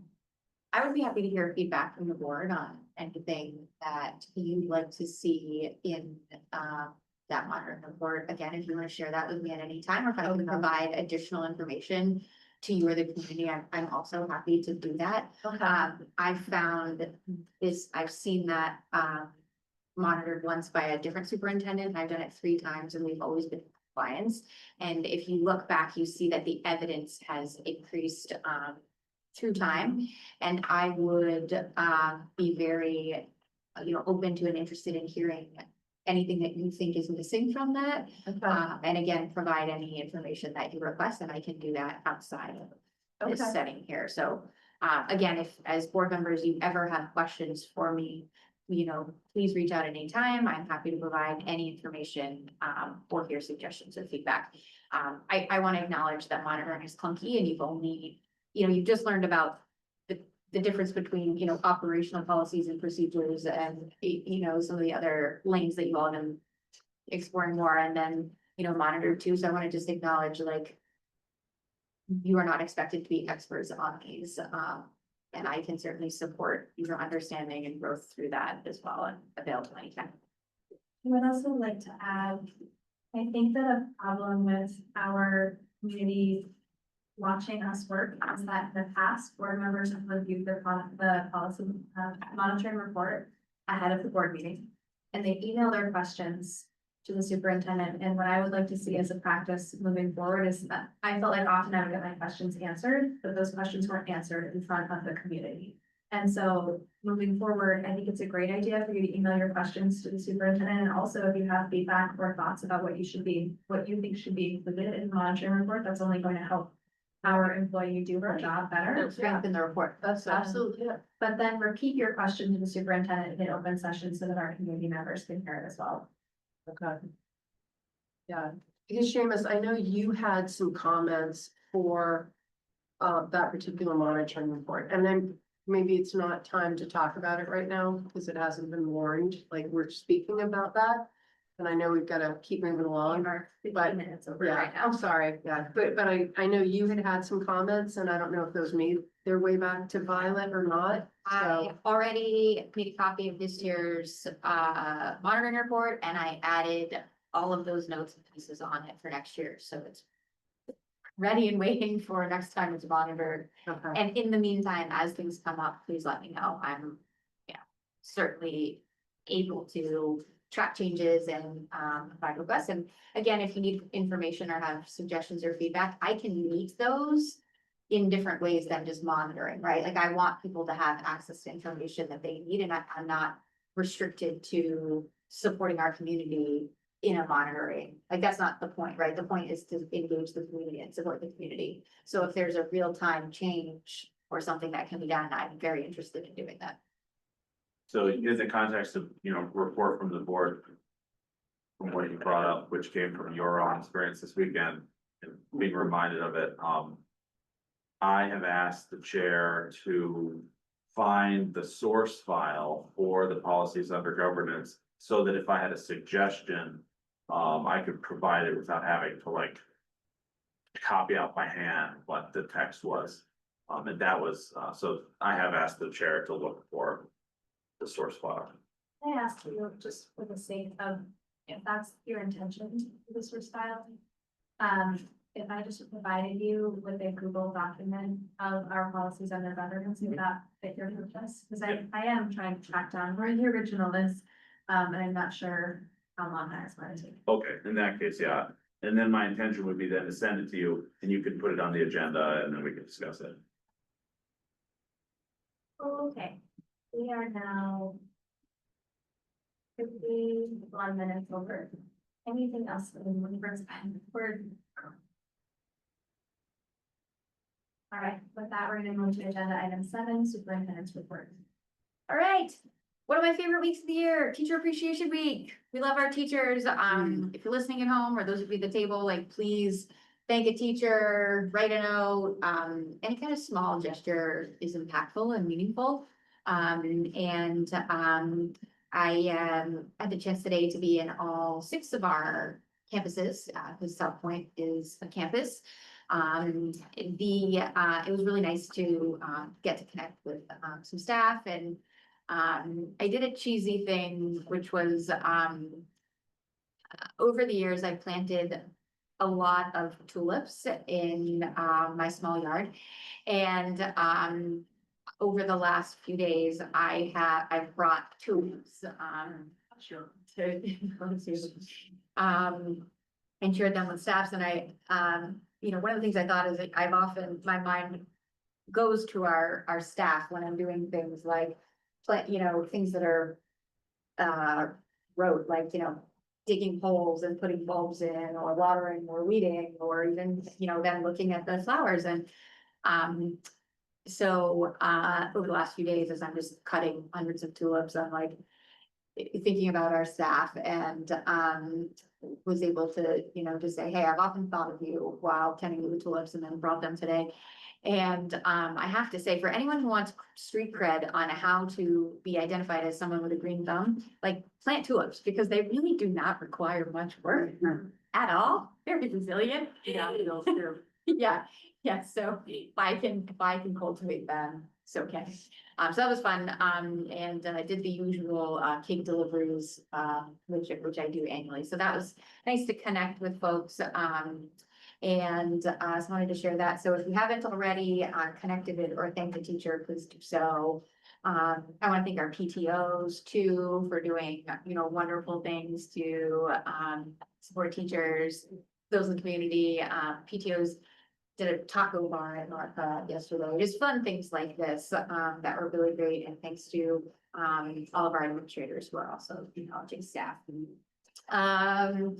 So let's see, I want to talk also about some of the responses. The listening tour indicated a desire for improved communication and engagement, as well as participation in the budget development process. So that feedback is really important to me, and as a result, I've launched a comprehensive engagement plan with staff.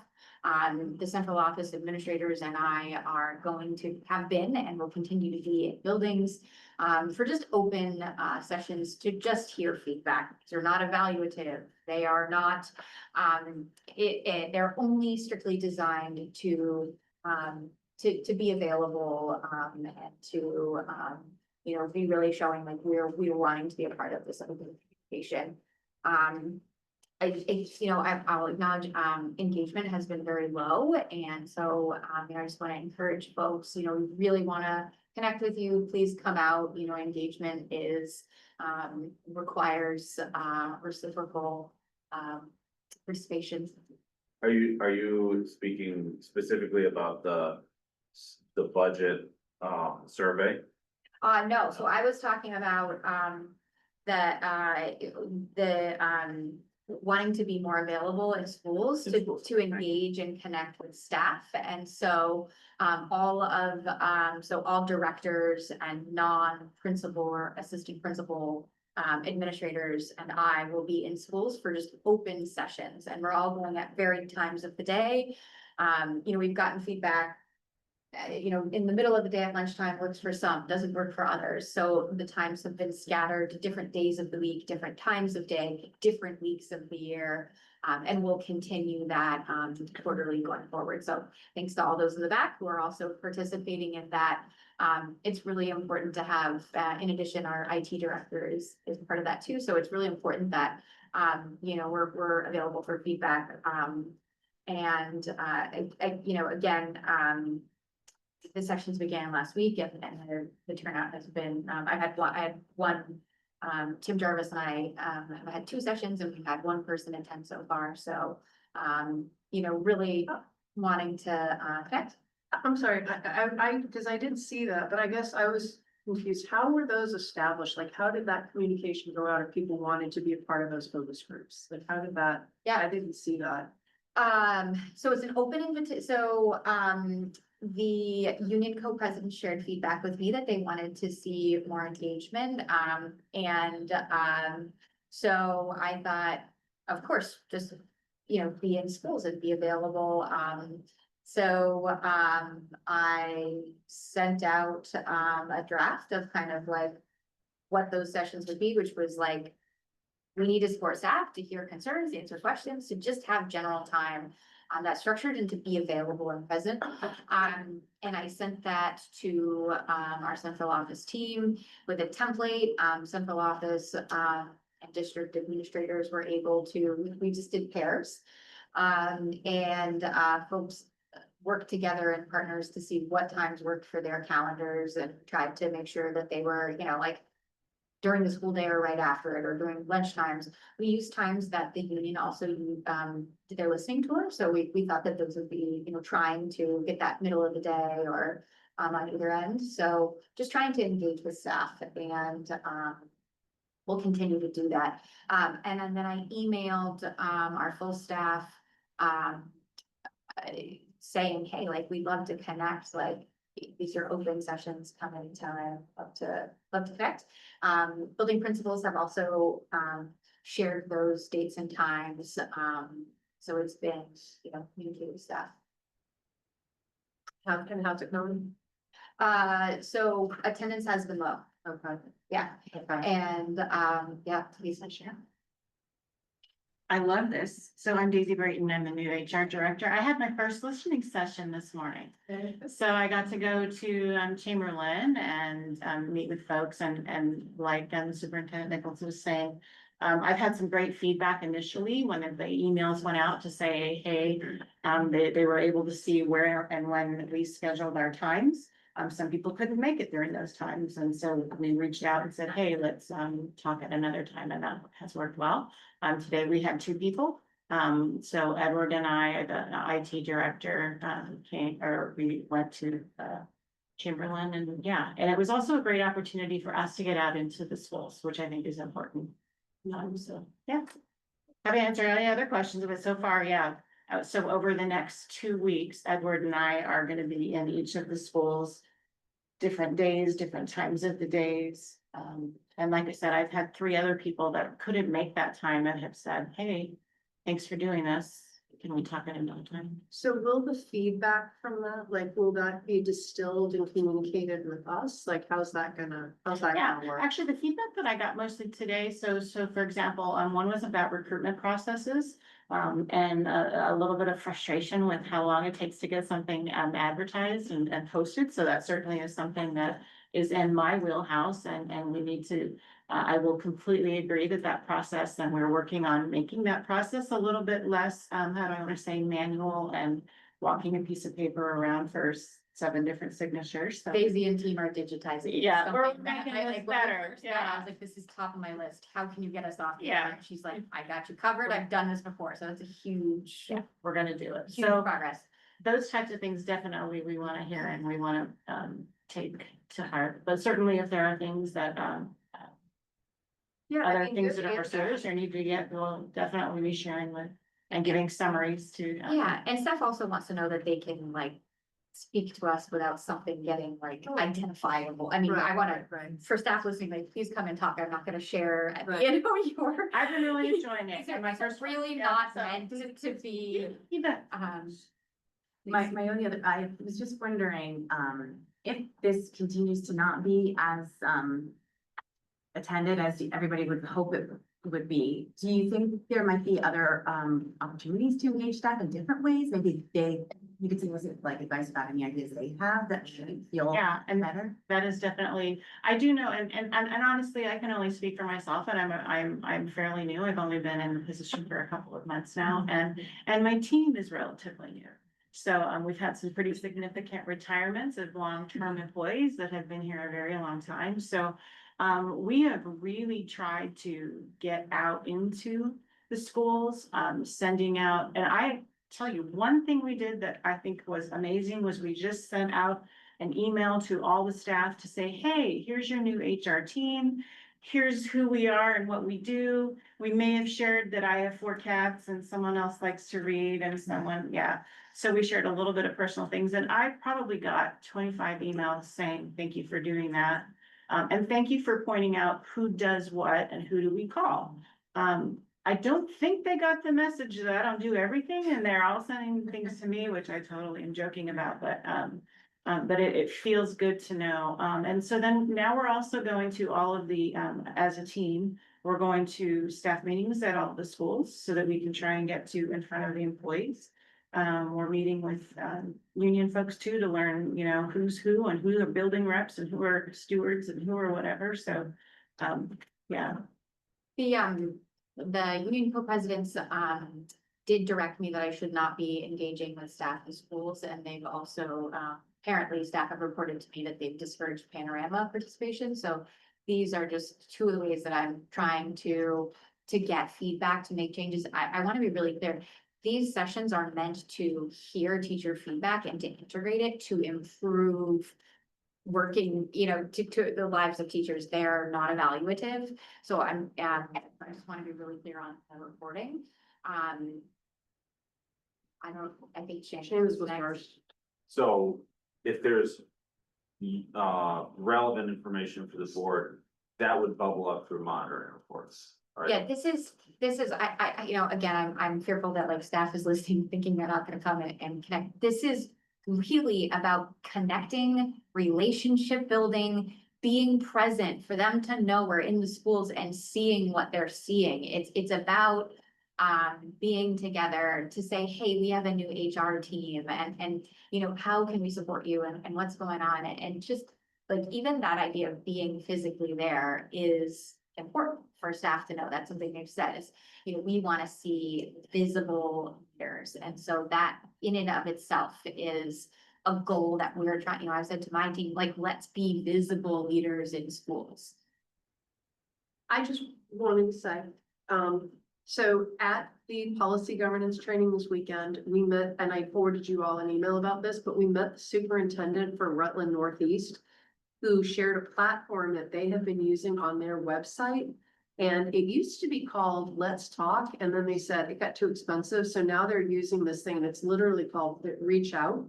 And it would be, it essentially, it's little to no cost using Google Forms and spreadsheets that they just use to compile feedback. But people could go on and anonymously provide feedback. And so just something, potentially Yeah. to consider. I shot that to our communications coordinator. Okay. We do have so I know that superintendent, we discussed this, so we have a similar function. It's the suggestion box, but Yeah. it's the same. So happy to use a Google form. Would it be okay to finish my report before? Okay, I mean, I'm sorry. I'll, Thank you, Daisy. go ahead, Laura. Oh, I just want to say as a teacher, I don't have time to sit. I think it's great that you're going to the school. I think what will go a long way is if you gave me a bagel and some coffee and a survey. Because during the day, I'm jamming. I don't have a moment. We get 25 minutes for lunch. I might take 7, but I'm on. And so I think that's for a lot of people. And then to get yourself into a space where you're calm and you want to give feedback to your supervisor, that's really tough to do. And I think it's a kind of, I understand the sentiment, but I can also understand why that's just not gonna work. Oh, yeah, I Yeah. definitely agree. It cannot Yeah. be the only option. Yeah, It just certainly be- can be because- a option. It's just too exhausting the day and to like add that in. Yep. Yeah, We're too much. Yep, Sorry. very valid. We're doing the survey with Panorama. So you all have that data as well. Open to, any suggestions from staff on how to connect as well. It is important for superintendents and staff to be visible in buildings and to be Yeah, available. for So sure. just trying to really say, hey, I heard this feedback and to honor that and not just hear it and then do nothing. So it's really, that's the intent. And, so with that, so the panorama for sure, is something that, we also implemented, last year. So trying to get survey feedback in that way. We do have the suggestion box. I mean, there's lots of, tools for feedback. Folks can reach out to me anytime. Happy to talk with anyone about anything at any time. Donuts and discussion is another way we do that too, veering from the report. So essentially, I wanted to say we are trying to engage staff and be available and be present, and hear feedback. And the physical presence is one part, Panorama surveys is another. And then related to engagement with the budget development process. I have some good news to share here. So, we started our work with Toussaint Partners using fiscal year 25 surplus funds. So to be clear, this could not have been used to hire a staff member next year, right? It wasn't, it didn't rise to the amount where it was like a full salary, and certainly isn't in the budget continually. This is a one-time structure. Burlington used this effectively. The business managers and superintendents were introduced to this work in a best practices workshop on budget development and engagement. given the feedback that I heard from, our staff during the process is that, there was room for improvement on the process. So this is designed to, again, be highly engaging. So we put out a budget, and I didn't design this, the Toussaint partners do this for a living, and they give me structures to, it's not even give me, they're facilitating this. In fact, I'm really not an involved person by design. We want to get robust engagement and information from the community that doesn't have, I'm not on any of the teams, for instance. So the survey closed on Sunday. I'm really happy to report that we had 180 responses. This is far greater, it's a big celebration than the 38 that we had for the fiscal year 26 development. And then the year before, I don't even know how many we had.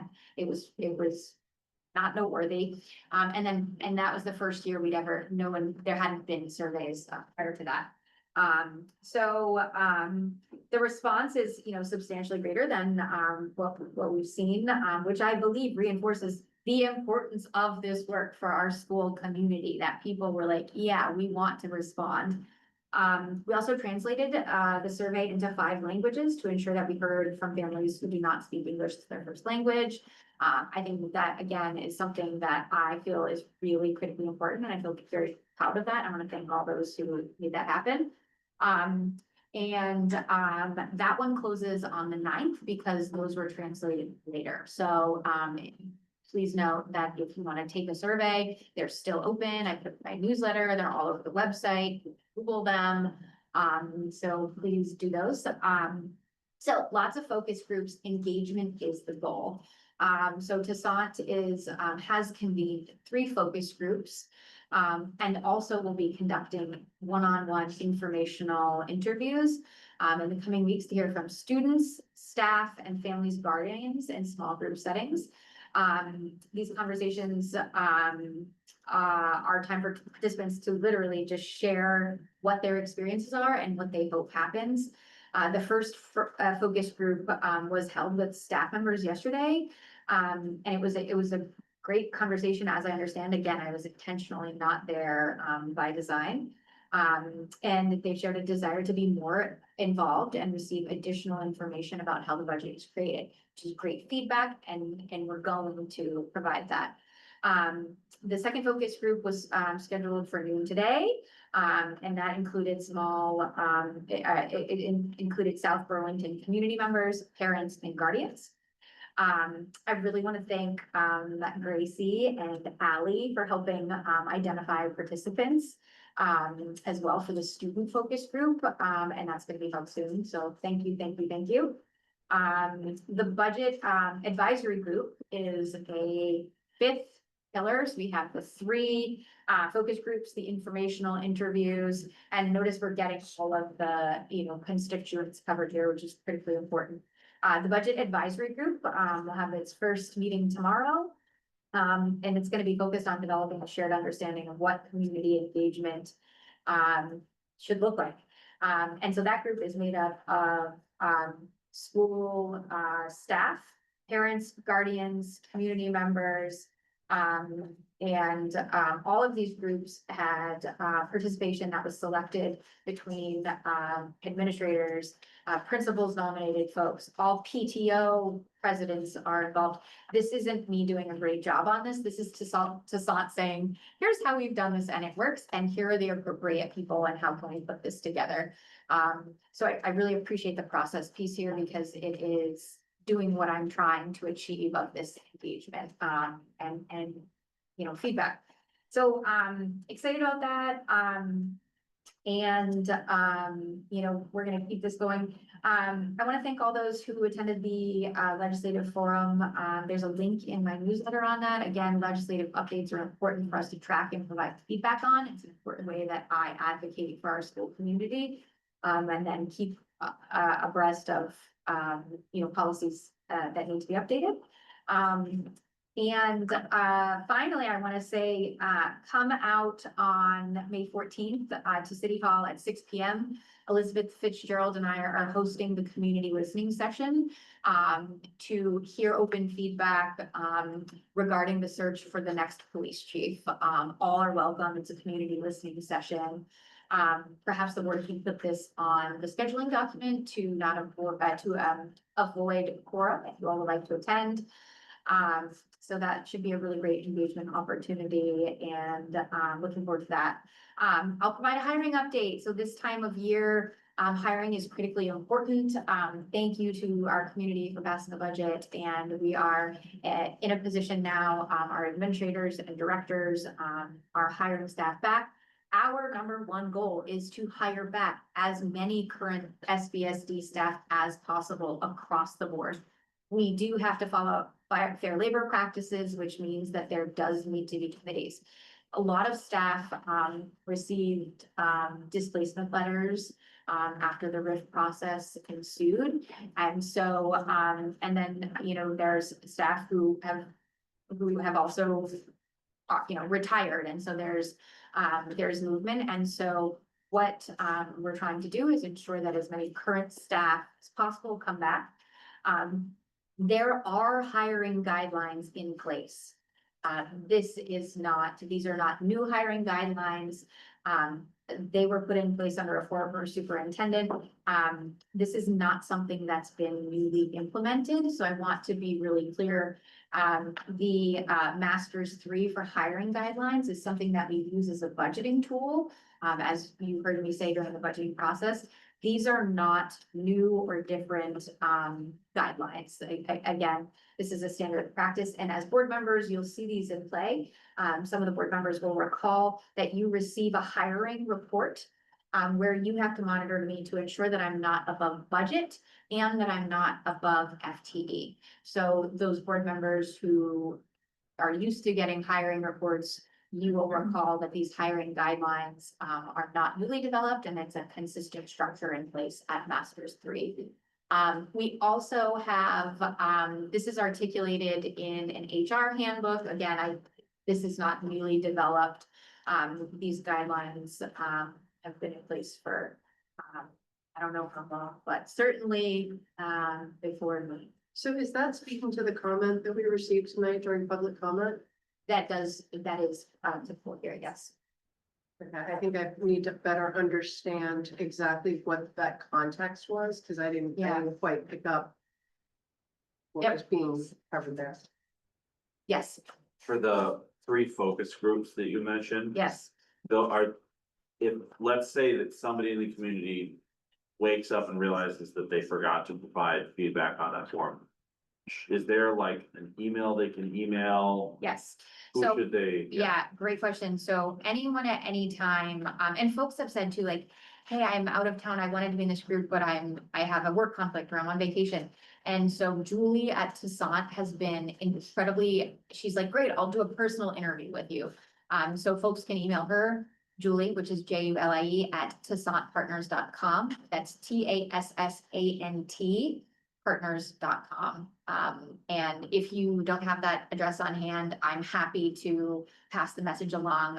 But again, we want this by design to be a process that's really directed by a third party. So, and again, the robust engagement. I'm sorry, Violet, you had said the design update. Okay, so is that in your newsletter if people wanted to be a part of one of these forums? Like, how could they get involved with that? Yep. So the focus groups are the staff members yesterday. So I shared that with staff and administrators. And so all that was open to all employees. And the second focus group was South Burlington community members, parents, guardians. And those were they have, Toussaint has a standard like list of who those people are. So our staff provided them. So like, for example, we reached out to like a broad variety of constituents. So like business owners, city councilors, I don't even know. There was tons of community members. So some of them are like parents, guardians.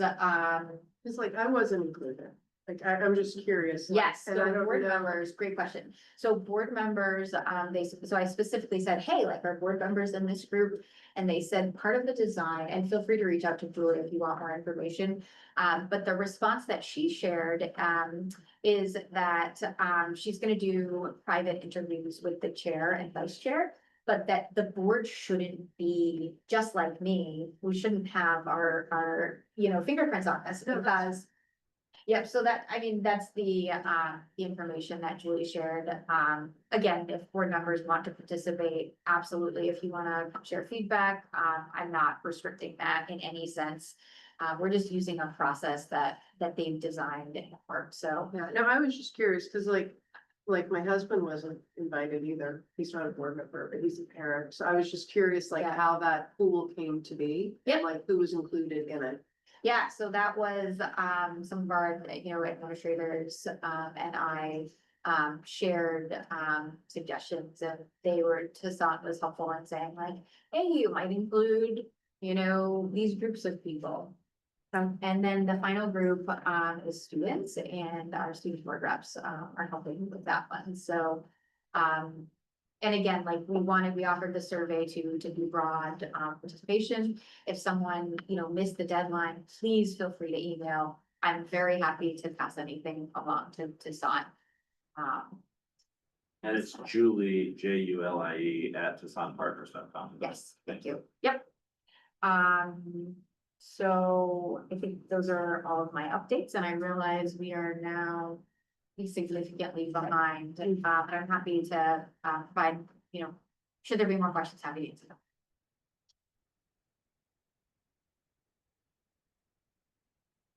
Okay, seeing no further questions, we now have agenda item 8, placeholder for brief recess.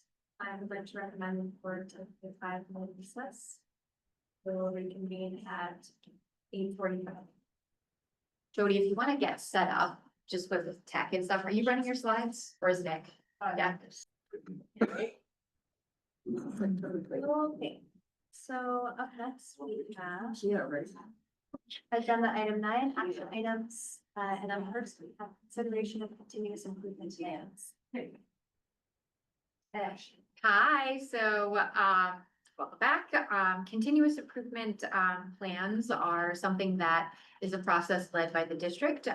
There's a thick engagement by all principals. It's a process that our executive director of learning leads. The continuous improvement process is part of what we use. It's a requirement by the Agency of Education, and it does allow us to receive grant funding, which begins July 1st, and it funds a number of our positions. Part of the, we must submit the board meeting minutes where the board has taken action and approved the continuous improvement plan so that we can receive those funds for the staff that we or in the programs that we support using titles 1, 2, 3, and 4 funds. So this is critically important. It's a process that's prescribed by the state. And there are templates and there are requirements for teams. So it's really us making sure that we follow the process that has been outlined by the Agency of Education.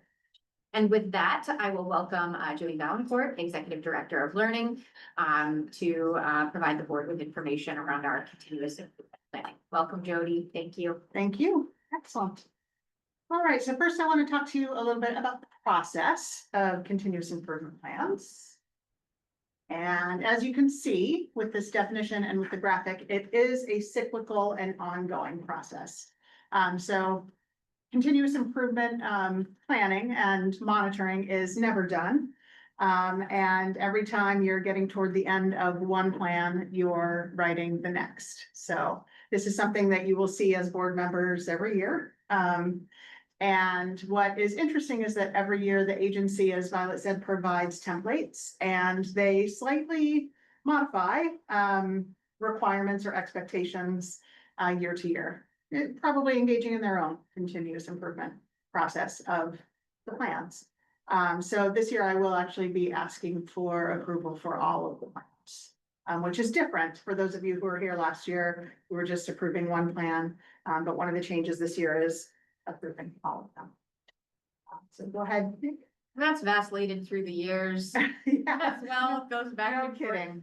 Yes, 13 years I've been the person facilitating the process, and it's never been the same 2 years in a row, but that's okay. I mean, it actually has gotten better. It's improved. The templates they gave us this year are pretty, I would say, the best ones I've seen. And so, So the templates are improving. yes, exactly. So the process starts with the comprehensive needs assessment, and in order to engage in the comprehensive needs assessment, you need to start with the data inventory. And the data inventories are multiple data points. These are some examples of some of the data points that we looked at. You look at the data whole group, and then you also disaggregate subgroups. And that is because the consolidated federal programs grants are Title I, Title II, Title III, Title IV. And those are specifically aimed at improving student outcomes for students who are economically disadvantaged, for students who are multilingual learners, creating safe and healthy school environments for all students, including students of the global majority.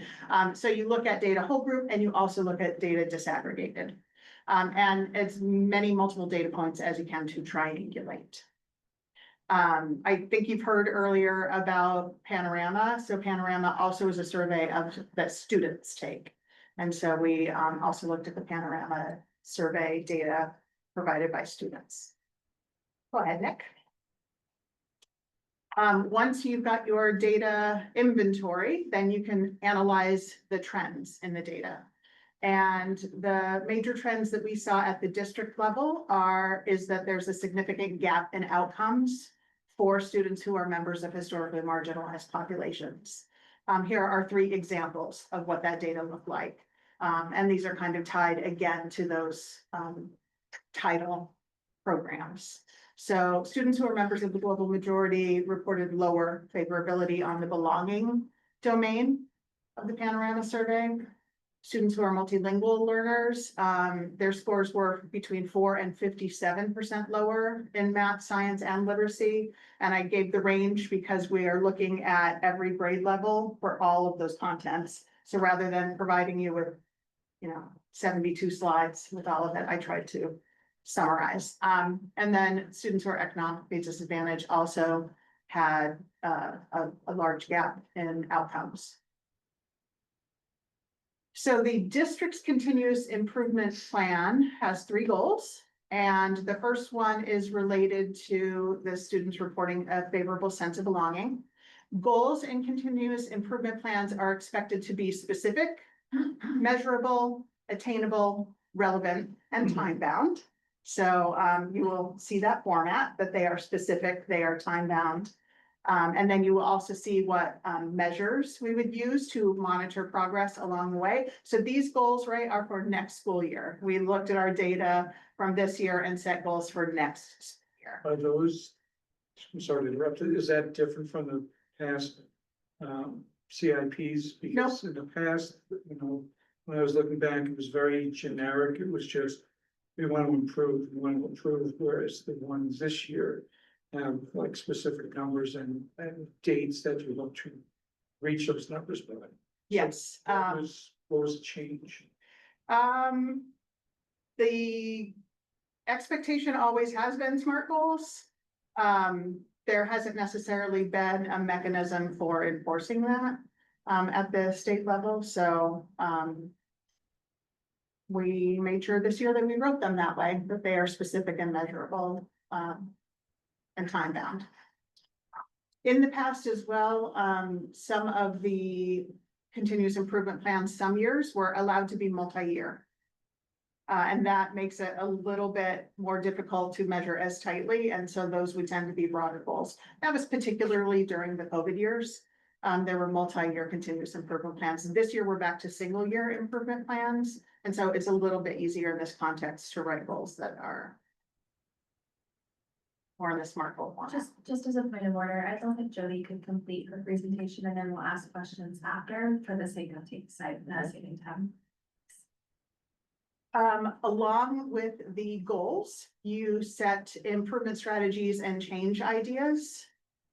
And then the other column that you saw in the draft continuous improvement plans was the investments that are needed to support those. So personnel investments, time investments, materials investments, and so on.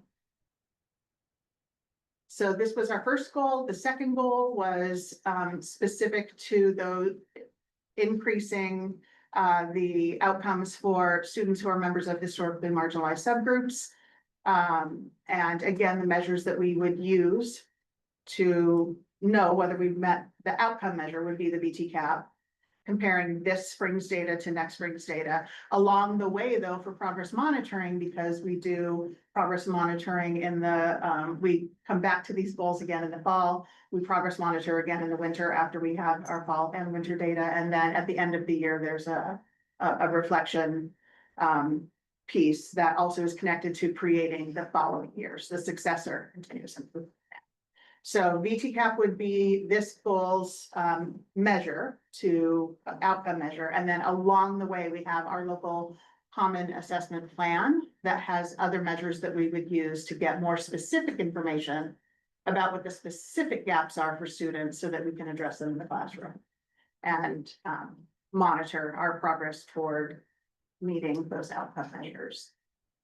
And then our final goal is related to early literacy.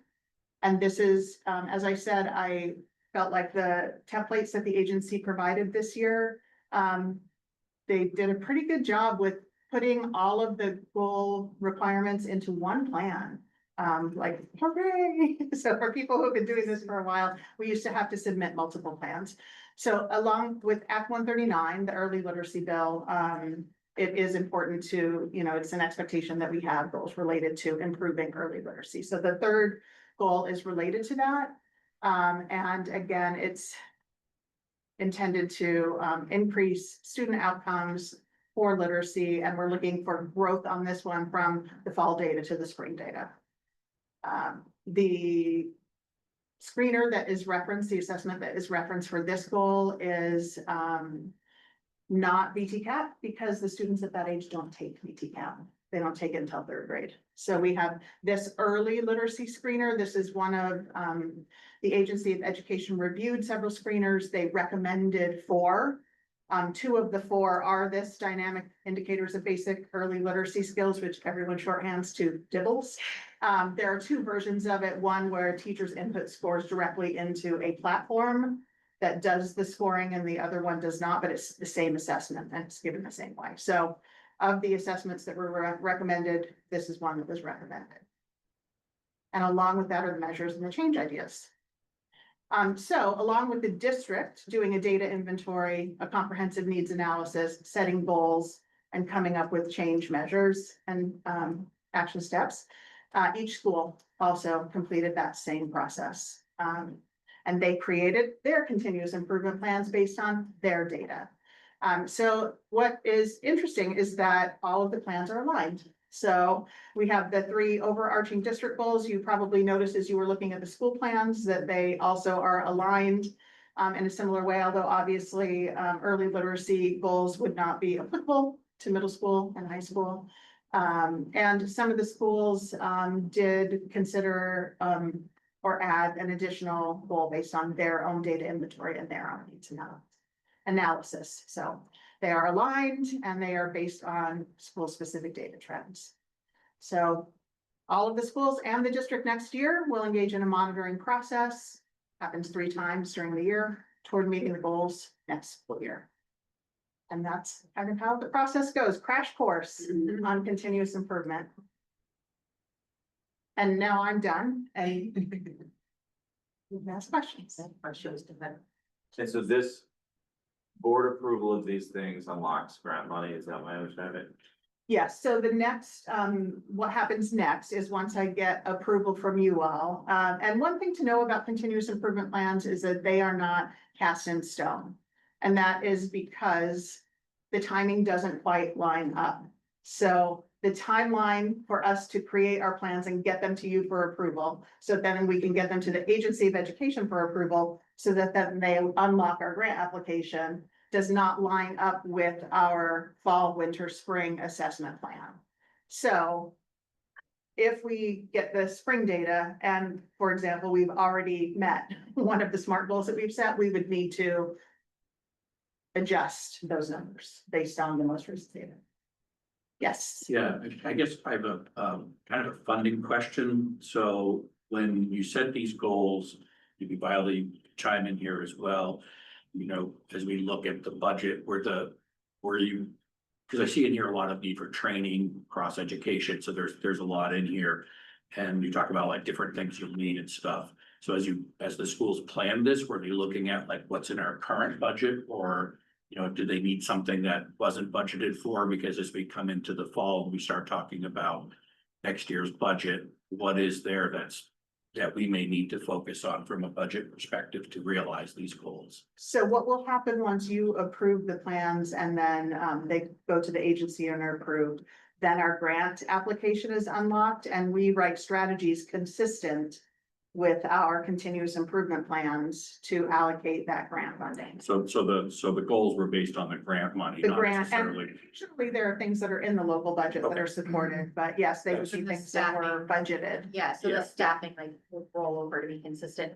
One of the things we do too is that, in addition to that initial submission, we have the opportunity to amend the grant. And then ultimately there's, carry forward funding. So like, if other districts in the state do not spend all of the grant funding, it's redistributed, and so we have a third opportunity to use that funding. And then we can amend the grant multiple times, so, which we do throughout the year to be responsive to student and staff needs. And a lot of like, so there's some flexibility with that, but in order to unlock the grant, board approval is a required step. Thank you. Part of the assurances, I don't know if you noticed at the top of the template is some assurances, and one of the assurances is that the plan is or will be approved by the school board. And then it goes to the agency also for approval. So I have a couple of questions. So if I heard you correctly, there's this overarching district plan, Yes, and then each of the schools have their own plans also. yes. Because I guess when I was looking at them, when I was looking at the school plans, it seemed like, you know, sense of belonging was like number one for the middle school, but that didn't show up in the high school, for example. Like I happened to notice that. So I guess the question is, because your overarching district plan did have that sense of belonging and it did have like your test scores and things. So I guess I was just wondering why would the schools need to have them? And are they going to be doing anything differently than the district? Do you see what I'm saying? Yes, because it's based on their data inventory for their specific students. So when we were looking at the data for the district plan, it was all students in the district. And then each school takes a look at the data specific to their own students. Okay. And they identify problems of practice, and they also do root cause analysis associated with that. And then they set their goals specific to that. Okay, but if you're seeing it in the district, then that would suggest that that same issue could be existing, the sense of belonging, just type example for the high school. So is there a reason they didn't include that in there? Do you see what I'm saying? We didn't make an expectation that they had to be 100% the same. Okay. Okay. All right. They made the determinations based on their data. Their continuous improvement team reviewed their data inventory, and then that team of high school staff made their goals based on their data. But they're still going to have, but the district still has to improve their metric for sense of belonging Yes. across the district. So there are going to be some continuous improvement efforts, even within the high school, though it's not specifically called out on their CIP. right? Absolutely. Okay, that was my first question, sorry. And then the other question real quick was, how do you monitor and steward that? And is that information then going to be like presented? Because this is all quantifiable. So is this going to be like rolled up? So we could say that we went from like a 73 to an 83% if it was a 10%, or 65 to 80%? Because some of them were, you know, we want to have an increase of 10 to 15%. Yes. Like, how do we see that? Like, oh, yes, yay, we're making progress. So if you scroll down to section 4 in one of those continuous improvement plans, Okay, you'll notice that there's a progress monitoring plan section. okay. Yep, okay, And that gets completed during the school year. okay. And then does that come back to us at the board? Will we see that? Or is it put on like the website? It's on the website. Yes, all of these, once they're fully approved, will be posted onto the website. So the school ones will go on the school sites, the district one will go on the district site, and yes. No, I'm sorry, like, let's think about with the academic stuff. So when because you're gonna compare your 26 results, obviously your 25 results. When do you have all your 25 results and where do those results go? It's a great question. That has been variable, but I am optimistic that we will have, the summative, the VT-CAP state summative assessments scores earlier than we have in the past. I'm feeling pretty optimistic and confident. So for example, last year, students took those tests in March, April, May, and we got the results the end of July. I'm hoping that they will come in a little more quickly this year. And then they go into a data workbook that comes out in the fall.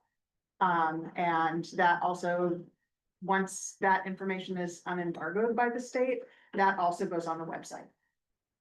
And when do you anticipate that being on the website? I'm not gonna hold you to. Someone to do that this coming year. Yes. The data workbook, including, that doesn't include the embargoed data. So the Vermont Agency of Education tells us when we're allowed to release the VT-CAP results publicly. We're allowed to use them internally as soon as we get them. But reporting them publicly, we have to wait until we are told by the Agency of Education that they are unembargoed. That has been late recently. It's been December this year. It was like, What we did when we did the first data report is we excluded embargoed data, but we were able to submit and that was October. Yeah. Yeah. And then once the data became unembargoed, we added the hidden slides. So we'd already prepped it, but we were waiting for the agency to say it's unembargoed, release it for public consumption. So like the first was approximately October and then later was the full data. Yeah, it's Exactly. never the same. It seems to never be the same time. I know. The students are almost taking tests for the next year when the full data is released to the public. That is what it felt like this year, yes. And that's determined by the Agency of Education. We We don't have- have local control over those timelines. But it's been historically consistent stuff. Yeah. Seamus? So it's our responsibility to, approve these so that we unlock the grant funding. Is it also our responsibility to monitor these? This isn't monitoring report for policies. But we do have the responsibility to be holding our superintendent accountable to this, these plans. So so for the grant, I mean, I understand that in the monitoring context for policy governance that I assume, math, VT-CAP stuff is gonna show up in a monitoring report maybe sometime. But are we gonna be expected to add this back on the agenda when those things come out and then review the results? Or are we checking our box here? Yeah, yeah, absolutely have to. So, you're gonna see information about continuous improvement planning in the curriculum monitoring report, and you'll see that annually.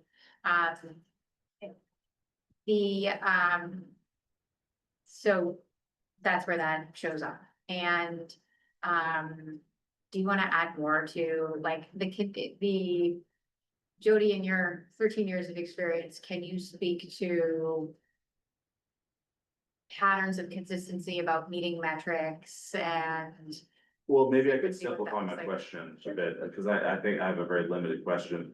Just that should we feel a responsibility to follow up on this, or is this, okay, that's what I'm. So the responsibility here is to make sure that we have continuous improvement plans in place.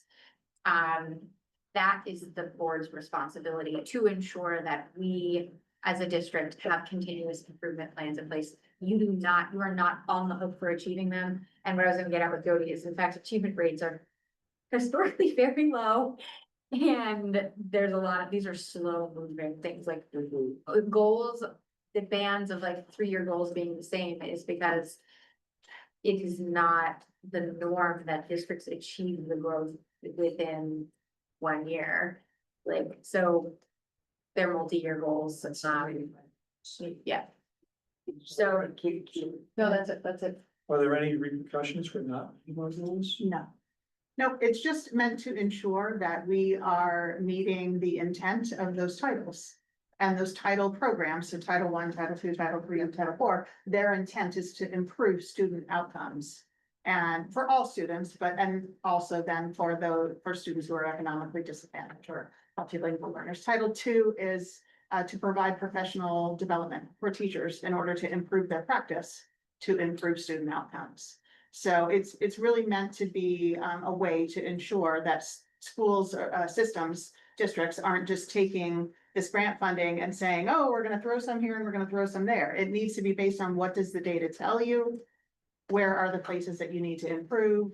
And then how will you strategically and intentionally manage these grant funds in pursuit of improving those outcomes for those student groups? Can I ask a follow-up on that, which is, it's my understanding that these plans are intended to hold districts across the state accountable for using the grant funds the way they were intended to be used. Exactly. And as our national political spectrum changes, will this board get updates and reports on how that title funding changes and what advocacy we need to be doing with our legislators on behalf of our districts? Because that's something that you'll bring forward as these happen. Yes, absolutely. That still seems very much in flux. And we haven't had the CFP annual conference yet. That is happening within the next couple of weeks. That's where the agency brings together the folks in my role who are responsible for managing the grants and talks to us about what's happening next year, what the forecast is. They also have not released what the allocations look like yet, which it's late. This is late to find those out. So TBD, absolutely will keep you posted what's happening with that and what kind of advocacy. If you can do some advocacy, that would be fantastic. There are no repercussions for not meeting our goals. What does the district do when we don't meet our goals? I mean, it just seems kind of pointless to establish goals if we didn't meet them. There are no repercussions from the state. Well, I think it's to unlock money. Huh? I think it's to unlock money. It's like the legislators, if they put something in place without any kind of this, then it would look not good, so. No, I get that, but We're striving towards continuous improvement, so we should be able to see this is the improvement. The process is right, very and if we're slow. not, what are we doing about that? So If we don't meet our goals, what's the in, plan? in section 4, it talks about what is your current data? What is the current growth towards this goal? What are the next steps? So if you aren't meeting your goals, what you need to do in that section 4 is to say, what are we going to do about it? What changes are we going to make to get closer to our goal? And then, that happens multiple times during the school I mean, year. that's what every school asks itself. Like, what are we gonna do when children already know? What are we gonna do if they don't know it? And so we're fighting a real societal battle here.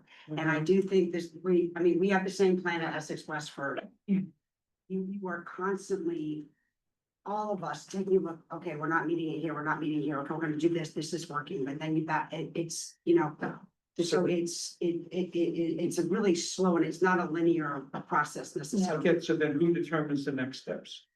If we didn't meet the goals. Yeah, the continuous improvement plan team. So at the school or at the district level, whoever, not necessarily the authors of the plan, because sometimes personnel changes, but whoever the CIP team is At that time. Could you share a typical CIP, sorry? Yeah, I just want to point out that this improvement plan was not a directive from the board. This improvement plan is how the state ensures compliance with grant funding. So this isn't like the board decides how we're doing and takes action on this. We are a procedural step in the compliance. To that end, the Vermont Agency of Education has to provide the assurance to the feds. So like the Yes. Vermont AOE shouldn't be scapegoated here because they have very little actionable space. This is to the feds ensuring that the intent of the title is met and it's a compliance mechanism to say, we're gonna give you this money, tell us you have a plan. If it doesn't work, how are you gonna address it? The real magic to this is the people who are on the school-based teams who are made up of staff who are really looking at the data, trying to improve outcomes for students. That's really the work here. Yeah, and we have 3 assessment windows each year, so after each assessment window, fall, winter, spring, that group would reconvene, look at the most current data, see how they are progressing towards meeting their goals, go back to those root cause analysis and needs assessments that they did. Reflect on whether or not they have carried out those change ideas and action steps and implemented them well, and what their next steps would be to get closer to the goal if they aren't on track to meet that goal. Last thing I have is you were saying that before you'd only have one school that maybe was looked at, but now you're doing all the schools. Everybody has done them every year. What has changed is what needs approval from the board, Oh, I the see. compliance piece of what specifically needs approval. So this year, it's all of them. The AOE has through the years gone back. Some years they've said, submit one for every school. Other years they've said, submit one for the district. Other years they've said, do district and all schools. Other times they've said you need to have the same goals for the district and all the schools, but the data didn't necessarily align. So like and it changes, I mean, I'm literally just speaking to like the last 6 years, yeah. yeah, like there's, It's a moving target.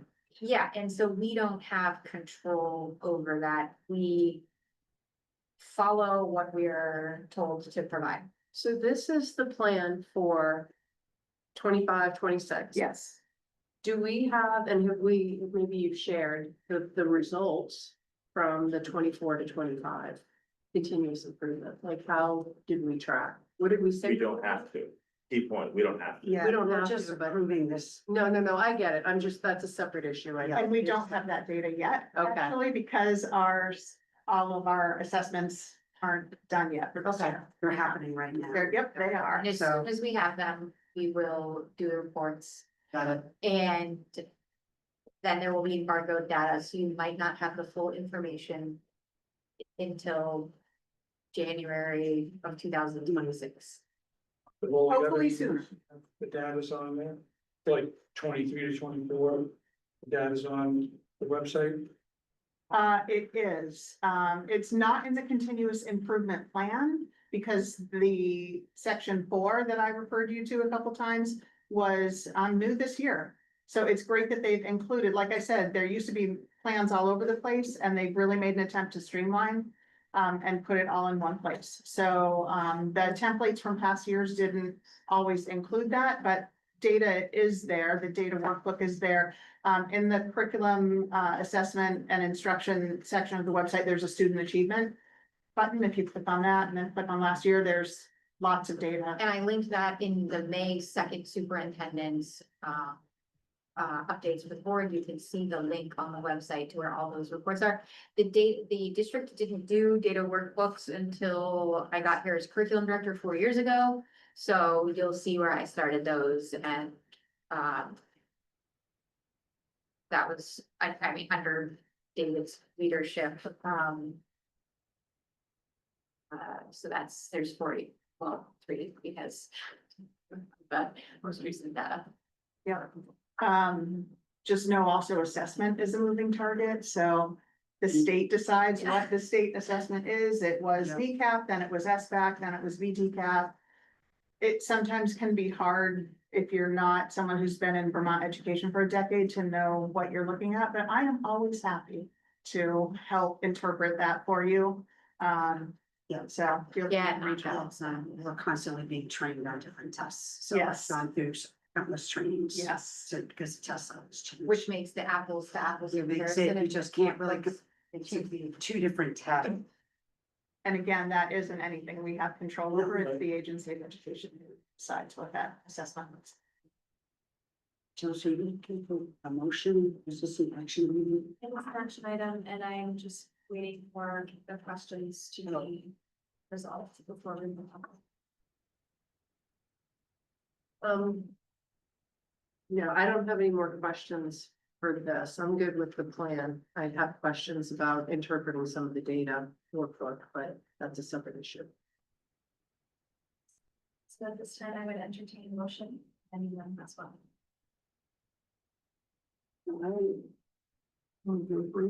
Yeah, I'm moved to approve. Laura moves to approve the Words. improvement plans. The plans, yeah. Second, Jen seconds, any discussion? Thank you, Jody. Thank you, Jody. All in favor, signify by saying aye. Aye. Aye, the continuous improvement plans have been approved.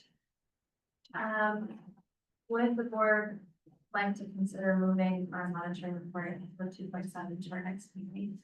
Just looking at time, it's 9:22. Yes, I would. I would entertain a motion to that effect. I move to move 2.7 monitoring report to next meeting. Laura moves to move monitoring report 2.7 I'm as sorry, where is it now? made. There's a second, A second, Emily seconds, any discussion? just to say sorry, Violet, you're prepared for it. No, it's okay. The report will remain unchanged, so. More time to fix it. So we won't be updating it because it's been posted. Yes. Those questions. Yeah, absolutely. Reach out if you've got any questions. Sure. Thank you. All in favor, signify by saying aye. Aye. Aye, motion carries. We're moving 2.7 to our May 21st meeting. Which brings us to agenda item 10, agenda planning, set agenda for the May 21st meeting. We will be monitoring report 2.7 asset protections. We were set to monitor 2.11, which is equity. Does the board want to consider pushing equity? Or do you want to try to monitor 2 reports? And I will say equity is typically a pretty big That's a report, isn't it? Can I ask a question? Yeah. Do we need to monitor all the reports by the end of June? Okay. Makes me feel a lot better about the timeline. Yeah, and you've got the calendar where the monitoring schedule is. The board can typically sets that at the retreat. So you'll have the option to set that. Great. We are behind on a couple things, but now that I know there's no big timeline on it. I think maybe doing 2 in one day would. Is a lot. So, thank you, staff, these at home, thank you. So they, support monitoring reports, so stay for those, so that's, it is a tremendous amount of work on top of, our regular work to do these, so. The idea that, I think the board should get into the rhythm on monitoring before What deciding. about doing the monitoring reports early? So like that way everyone can go home, like that, this is a long night and then we're all kind of fresh too. I don't know, that's just an idea. We do it before after discussion. Do them before because because everyone's prepared, they're here and then they want, when they can go home. I don't know, just. Yeah, great idea. Just Just let's like- move We are- it before. And Yeah. move the agenda around. Perfectly fine. So what I'm hearing is move the action items up before discussion, so it would become the new agenda item 5.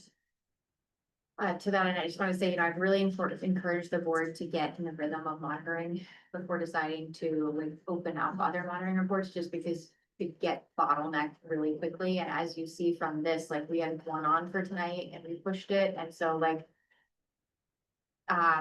if you wanted to add another one back on, then it would be easy. It is easy for boards to get backlogged on monitoring. I think our board has always done a really exceptional job of monitoring. There are some districts who haven't monitored some policies for years, right? Because they do other business. So I just want to encourage you all to stay on track with monitoring. I think it's really important. They're also long reports, you know, and they take, our staff quite a long time to prepare these as well, so. So we do 2.7 next week and equity the following then, because equity is big. Okay, so we'll do 2/7 and then we'll do Yeah, 2. that's great. Right. Yeah, we'll do 2 And what and else is on the agenda? Oh, but, June 4th is our steering committee meeting, so we Yeah, don't so have a it'll be regular board meeting that night. Yep, so it would be 2/7 on May 21st, and then it would be steering committee, and then it's 2.11 on June 18th.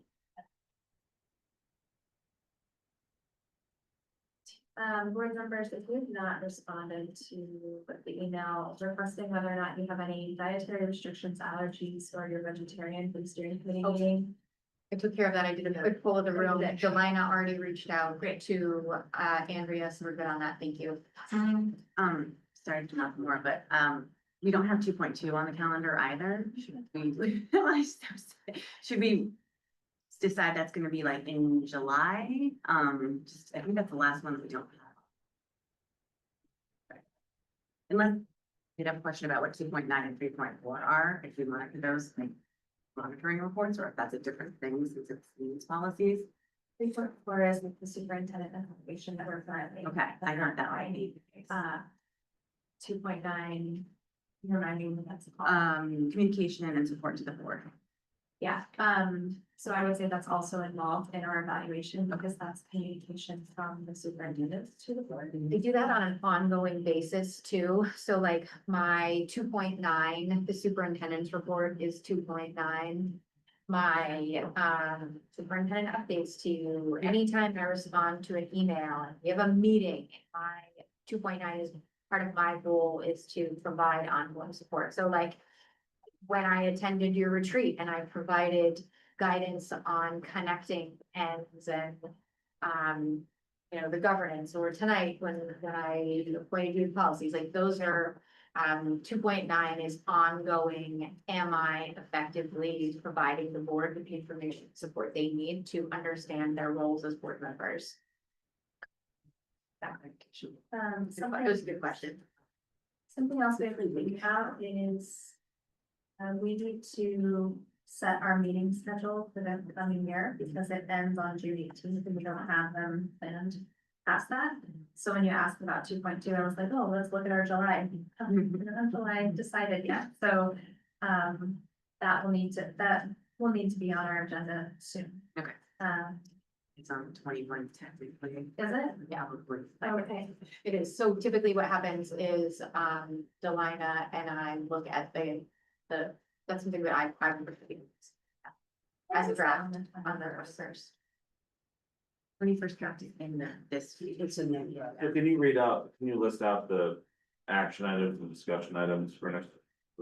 Right now, the discussion items are student representative recruitment process update, public comment advisory committee update, policy D9 staff meeting, and the action items would be monitoring group 2.7.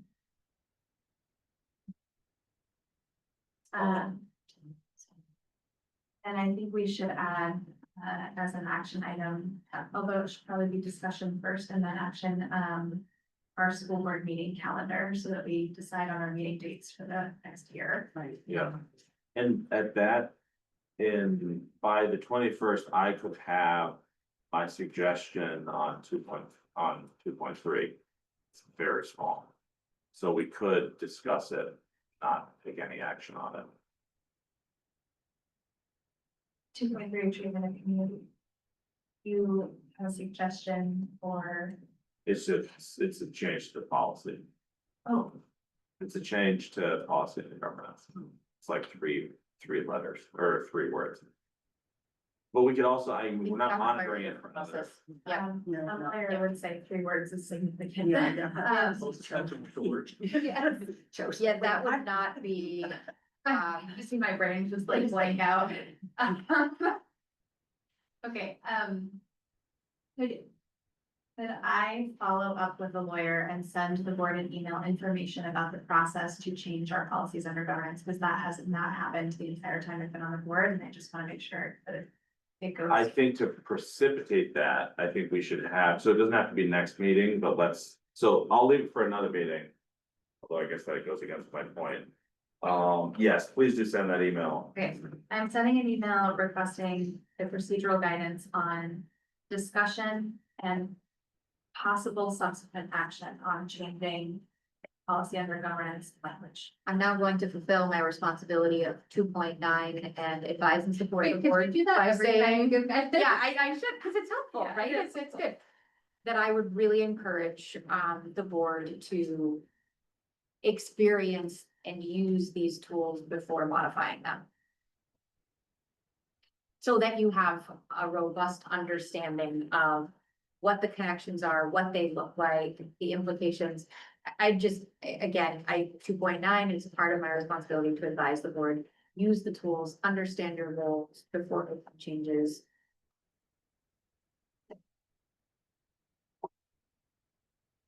Okay. Right, add in one item to discussion items, just an update on the RACI and. Yeah.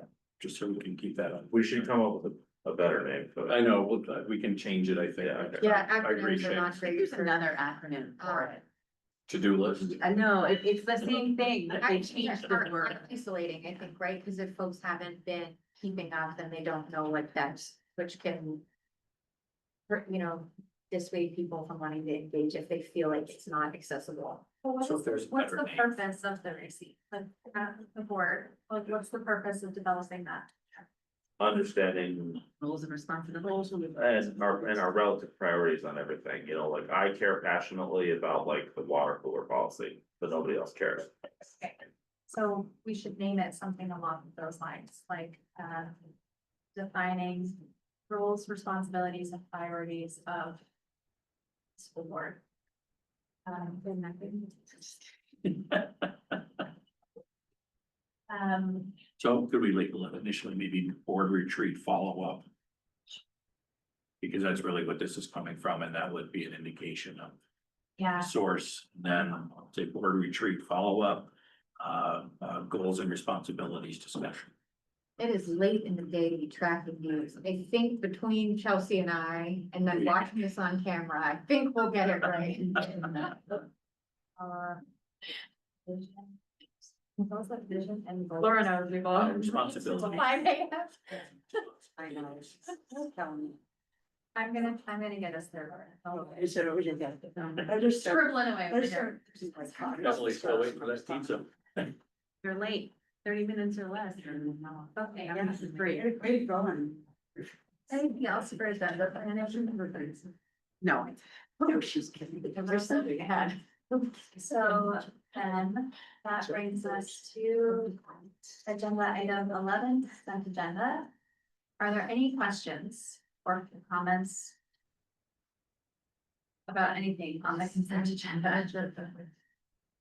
Changes.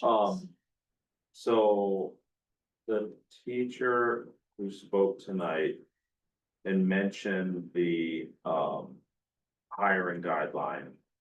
The information that we're getting back is that is a district policy that's been in place for many years. It hasn't changed. It's not a policy. It is part of the hiring guidelines in an HR document. I will share the document with the board. I believe it's on our website. I'll track it down. I didn't develop this. I don't know how long it's been in place, and it's part of a budgeting tool, and this is something that board members also receive information when you get hiring reports. You have to monitor the dollars to make sure I don't exceed them, and the staff FTEs. And it's different from the CBA. It's different. Yeah, and it's also very common for districts to have this. It's not new, it's not an outlier. It is a standard practice for districts to set limits on hiring. They are not written in stone. Principals do ask for, if there's no candidates in a pool, you know, for a competitive pool, this is something that we abided by. It's not in CBA, it's not written in stone. It is something where, if there's a hard to fill position, we will hire the candidate. If there's no competition for a position, And does We'll it fill exist positions. to promote the hiring of younger teachers, or does it exist to promote the hiring of less expensive teachers, or like, what is the goal behind it? cost containment in bringing new staff on. And that's what districts use it for. And it also provides consistency in budgeting. You recall during budget presentations, we budget at the metric of master's 3, which is what this is set at. That's not something I implemented. This is a standard budgeting practice. It's a. And again, we go above it. So when you get a hiring report that shows I went outside of it, I approved 3 of these today at Marquette School where that teacher was from when I worked with the principal, and it was because of hiring pools and the position. And so you're gonna see hiring reports, you're gonna say, Violet, you were over on staffing. And I'll say, okay, we're gonna try to stick to it in this way, but you'll monitor the FTEs, but you don't know I'm gonna be, you know, I'm not having someone or an FTE. Any other questions on the consent agenda items? For the record, that includes approval of minutes, several AP orders, hires, resignations, leave of absence, 2 bids, and an accounts payable order check to Burlington School District and University Medical Center. I just had a comment on the bids, and I think my comment, because I'd seen before, I feel like we need to do a better job casting a wider net. And, you know, I understand that we go out to 3 bids, but where sometimes we only get 1. I mean, the cost can be significantly different, as was evidenced by the roofing responses that we received.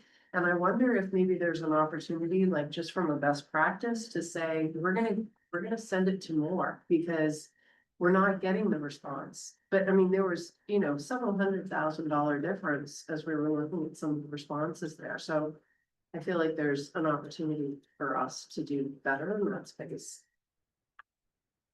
I'm happy to respond. Okay. Yeah, so Tim talked about this a couple meetings back, that school districts are not the most palatable for many contractors to work with. They're a really small window of opportunity for work to be done. I come from the world of higher education, where my summer starts on May 15th.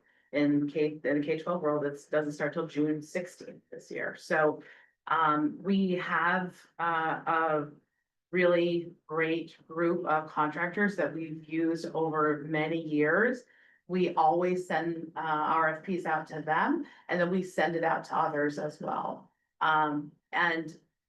This is just my first year with the district doing this work, and more often than not, we get a response that says, thanks, but no thanks. We're opting not to bid here. So, you know, and contractors are busy, and they know that it's difficult to get work done in that small time frame that we have available. They know that we have small dollars that we're working with, and that we are gonna, a lot of times we will typically go with a lower bidder.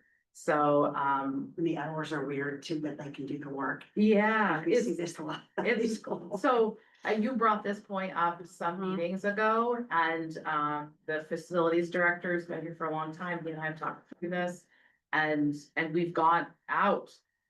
And the other piece of the puzzle is sometimes when you go way out of your scope of normal business area, and you would select a contractor who you don't have a good working relationship with. We've done that here before, and it's ended really poorly, where getting work, you know. Somebody you can. Yeah. Reputable. Yeah, so you've picked a contractor who threw in a bid, and they're from over the line in New York State or over in Massachusetts. And then you have a quality problem later, and they're like, you know, sorry, we're not coming. So. I mean, it just struck me again, seeing it tonight, that particularly when I looked at the roofing bids. Yeah. And thinking, gosh, you know, I mean, there were 2, Yeah. which is great, Yeah. but I forget what the other one was, but there was only 1. Oh, it was the Yeah. HVAC, I The think. HVAC, yeah, And and it's like, specifically, we what? had contractors come back to us and say, So you'll see that we have some big stormwater projects that are gonna happen this summer. Those are being handled by a Green Print partner, so a separate organization that's managing that for us. And they'll struggle too. I mean, one big project hasn't gone out yet, hasn't been awarded yet, so. The timeline is very tight of us even getting those RFPs out. These contractors are booked months and months and months in advance. So there's a lot of things that sort of push against us in getting, and, you know, having worked in this world for some amount of time, like, I prefer to go with a contractor who knows us, who we've worked with for a long time, who we have a good relationship with, and who knows what our facility is and understands what our budget constraints are as well, so. So I, yeah, it's not for lack of trying, Jen. I hope it doesn't appear that way to you. No, I know, it's just frustrating, I know. There's so many things that I find frustrating too, and like that answer is unsatisfying, and like I also would wanna fix everything. And so I can look to that, I appreciate the perspective. Yeah, of course. Thank you. Thank you. Yeah. Any other questions or comments about any of the consent agenda items? How many literacy coordinators are there? There's one district literacy coordinator. And is that a concern that person is leaving? Is that part of the budget? Is that something we knew about? What's the problem? It's not a concern, it's not part of the budget, or it is part of the budget. The person resigning does not have to do with a budget reduction, it's not a RIF. Or, so you're not concerned about the overall literacy program based on this change? The position still exists, so they'll hire. Any other questions? Comments?